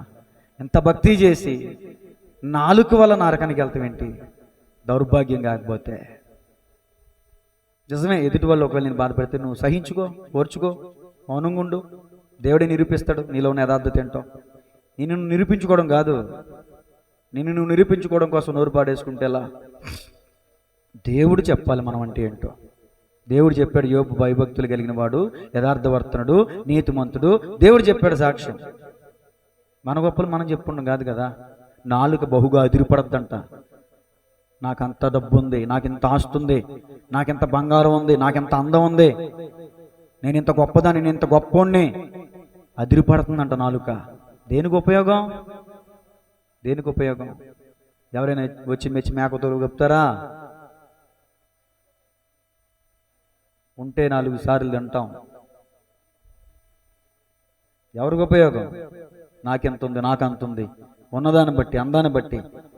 దేని బట్టి నువ్వు గర్విస్తున్నావు? దేని బట్టి? గర్వపు మాటలు, గర్వపు మాటలు నీ నోటికి రానీయకము. వాక్యం చెప్తుంది మాట. కొద్ది ఇంత వాక్యం విని, గంటంపో వాక్యం విని, ఒక 5 నిమిషాలన్నా మనం యథార్థంగా నోరిపి ప్రార్థన చేయకపోతే ఈ వాక్యం మీకు అర్థం కాలేదేమో అనుకుంటాను నేను. అందరూ చేస్తున్నారు, మంచిది. ఇంకా కొంచెం యథార్థంగా ప్రార్థన చేద్దాం, యథార్థంగా ప్రార్థన చేద్దాం. స్తోత్రం, స్తోత్రం, స్తోత్రం, స్తోత్రం, స్తోత్రం, స్తోత్రం, స్తోత్రం. ఇక నుంచి మంచి భార్యగా ఉంటాను ప్రభా. అయ్యా, నా భర్తకు లోబడి ఉంటానయ్యా. యేసయ్యా, నీ వాక్యానికి విధేయత చూపిస్తానయ్యా. అయ్యా, మంచి తల్లిగా ఉంటానయ్యా, మంచి విశ్వాసగా ఉంటాను ప్రభా. 2 రకాలుగా నేను ఉండనయ్యా. ద్విమనస్సు కలిగి నేను ఉండనయ్యా. ద్విమనస్కులారా నా ఎదురు పొండి అంటున్నాడు దేవుడు. ఒక్క నోటితోనే అన్ని మాటల దేవుడు చూడలేదా? దేవుడు ఆలకిస్తున్నాడమ్మా, ప్రతి మాట ఆలకిస్తున్నాడు. ఇక్కడ మాటలు అక్కడ, అక్కడ మాటలు ఇక్కడ చెప్పి నీ ఎదుటివారి దగ్గర నువ్వు గొప్ప పొందుకోవడం కోసం ఎదుటివారిని లేనిపోని మాటలు చెప్పి తగ్గించేసి నిన్ను వెచ్చించుకుని తీర్పులో నిలబడతావు. జాగ్రత్త. మనుషుడు మాట్లాడే ప్రతి మాటకి లెక్క చెప్పాల్సిన రోజు ఒకటి ఉంది. జాగ్రత్త. ఈ రోజు నుంచి మన నోటికి చెక్కం పెట్టుకుందాం, మన నోటికి కళ్ళెం పెట్టుకుందాం, మౌనం కలిగి బ్రతుకుదాం. జీవాన్ని చూస్తావు నువ్వు ఖచ్చితంగా. జీవమును ప్రేమించి మంచి దినాలను చూడగోరువాడు ఎవడైనా ఉన్నాడా? మేలు పొందుచు అనేక దినములు బ్రతుకుగోరువాడు ఎవడైనా ఉన్నాడా? నువ్వు అనేక దినాలు, అనేక సంవత్సరాలు నువ్వు బ్రతుకుతావు. సుఖ సంవత్సరముతో గడుచు జీవనం నువ్వు కొనసాగించాలంటే, నీ దినములు అధికములు కావాలంటే భయభక్తులు కలిగి జీవిద్దాం. చెడుతనమును విడిచిటయే దేవుని యందు భయభక్తులు కలిగి ఉండుట. పరిశుద్ధుడా, ప్రేమగల తండ్రి, షెలోమితు అనే సహోదరిని ఈరోజు మీరు మా ముందు ఉంచారు. తన గురించి, తన బిడ్డ గురించి ఎంతో విరివిగా వాక్యాన్ని ప్రకటించడానికి మీరు కృప చూపించారు. నిజమే ప్రభువా, ఈ రోజున మా నాలుక చాలా పాపయుక్తమైనది ప్రభువా, చాలా అదిరిపడేది ప్రభువా. అయ్యా, ఈరోజు నీ వాక్యమును బట్టి నా హృదయాన్ని నలగొట్టుకుంటున్నాను. నా నాలుకను నేను సరి చేసుకుంటాను ప్రభువా. ఇంకెప్పుడు కూడా నేను వ్యర్థమైన మాట మాట్లాడి ఎదుటి వారిని గాయపరచను ప్రభువా. వ్యర్థమైన అపవిత్రమైన మాటలు మాట్లాడి ఎదుటి వాళ్ళని కన్నీళ్ళకు గురి చేయను ప్రభువా. అయ్యా, నా నోటి మాట జీవవృక్షంలా ఉండాలని ఆశపడుతున్నాను. నేను మాట్లాడితే ఎదుటి వాళ్ళు ఇంకా మాట్లాడాలని ఎదురు చూడాలి ప్రభువా. అయ్యా, అలా నా మాటలు ఉండాలి. నా మాటలు ఆరోగ్యకరంగా ఉండాలయ్యా. జీవవృక్షం ఆరోగ్యదాయకం. నా మాటలు ఆరోగ్యాన్ని కలిగించేది ఉండాలి, కానీ నా మాటలు ఆరోగ్యాన్ని పాడు చేసేది ఉండకూడదు ప్రభువా. అయ్యా, మొదటిగా నన్ను సేవకునిగా నన్ను నేను సరి చేసుకుంటున్నాను తండ్రి. ఒకవేళ నా ఆత్మ బిడ్డలని ఏదైనా పొరపాటుగా నా బిడ్డలను దూషించానేమో నన్ను క్షమించు. నా కుటుంబ సభ్యుల్ని నేను ఒకవేళ మారుతోలనాడేనేమో నన్ను క్షమించు ప్రభువా. ఇక నుండి ఈ క్షణం నుంచి ఈ వాక్యం ద్వారా అయ్యా, నా కళ్ళు తెరిచినందుకు మీకు వందనాలు అయ్యా. నోటికి చిక్కం పెట్టుకుంటానయ్యా, మౌనంగా ఉంటానయ్యా. నలుగురిలో ఉన్నప్పుడు మౌనంగా ఉంటాను తండ్రి. ఎక్కువగా మాట్లాడిన ప్రభువా. నిజమే, విస్తారమైన మాటల్లో దోషం ఉండకపోదని వాక్యం చెప్తుంది. మితిమీరి వెర్రితనంతో నేనే హెచ్చించుకుని మాట్లాడాను ప్రభువా. హెచ్చుగా మాట్లాడాను తండ్రి. నా ప్రాణం మీదకి తెచ్చుకున్నాను తండ్రి. నన్ను క్షమించయ్యా. ఇంకెప్పుడు కూడా ఎక్కువగా మాట్లాడిన ప్రభువా, తక్కువగా మాట్లాడుతాను తండ్రి. అయ్యా, నిజమే, ఒక నోరు 2 చెవులు. ఎక్కువగా వినాలి, తక్కువగా మాట్లాడాలి. యాకోబు గారు చెప్తున్నారు, వినుటకు వేగిరపడాలి, మాట్లాడడానికి నిదానించాలని. అట్టి కృపా భాగ్యం నాకు, నాతో పాటు నా ఆత్మ బిడ్డలకి, నా కుటుంబ సభ్యులకి దయచేయమని, యూట్యూబ్ ద్వారా వీక్షిస్తున్న బిడ్డలందరికీ కూడా ఇట్టి గుణము దయచేయమని ప్రార్థన చేస్తున్నాను. నోరు తెరవలేదు, ఆయన నోట ఏ కపటము లేదు, దూషించబడి బదులు దూషించలేదు. అయ్యా, పరిశుద్ధుడు తండ్రి.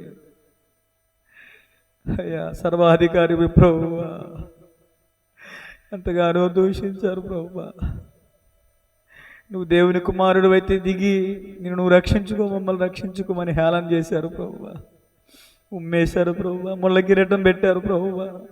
అయ్యా వీపును తున్నారు ప్రభువా, పిడుగుద్దులు గుద్దారు తండ్రి, ఒక్క మాట మాట్లాడలేదు ప్రభువా. నీ అడుగు జాడలెందు మేము నడుచున్నట్లు నీవు మాదిరి చూపించావు కదా ప్రభువా. ఎక్కడుందినైనా మాలో మాదిరి. అయ్యా ఈరోజున తండ్రి ఆ మాటను ఆధారం చేసుకుని ప్రార్థన చేస్తున్నా. నీవు చూపిన అడుగు జాడలేందు నడుచున్నట్లుగా నీ కృప అనుగ్రహింపచేయమని యేసయ్య నామములో అడిగి వేడుకుంటున్నాము తండ్రి, ఆమేన్. తండ్రి అయిన దేవుని ప్రేమ, కుమారుడైన యేసుక్రీస్తు ప్రభుల కృప, పరిశుద్ధాత్మని కనుని సహవాసం కూడి వచ్చిన బిడ్డలకును, వాక్యాన్ని విని తమ హృదయాలను సరి చేసుకున్న వారికి, యూట్యూబ్ ద్వారా వీక్షిస్తున్న వారికి, స్థానిక బిడ్డలకును, సకల కోటి పరిశుద్ధులకును సదాకాలము తోడే ఉండి నడిపించి బలపరిచి స్థిరపరచునుగాక. Amen. God bless you all. అందరికీ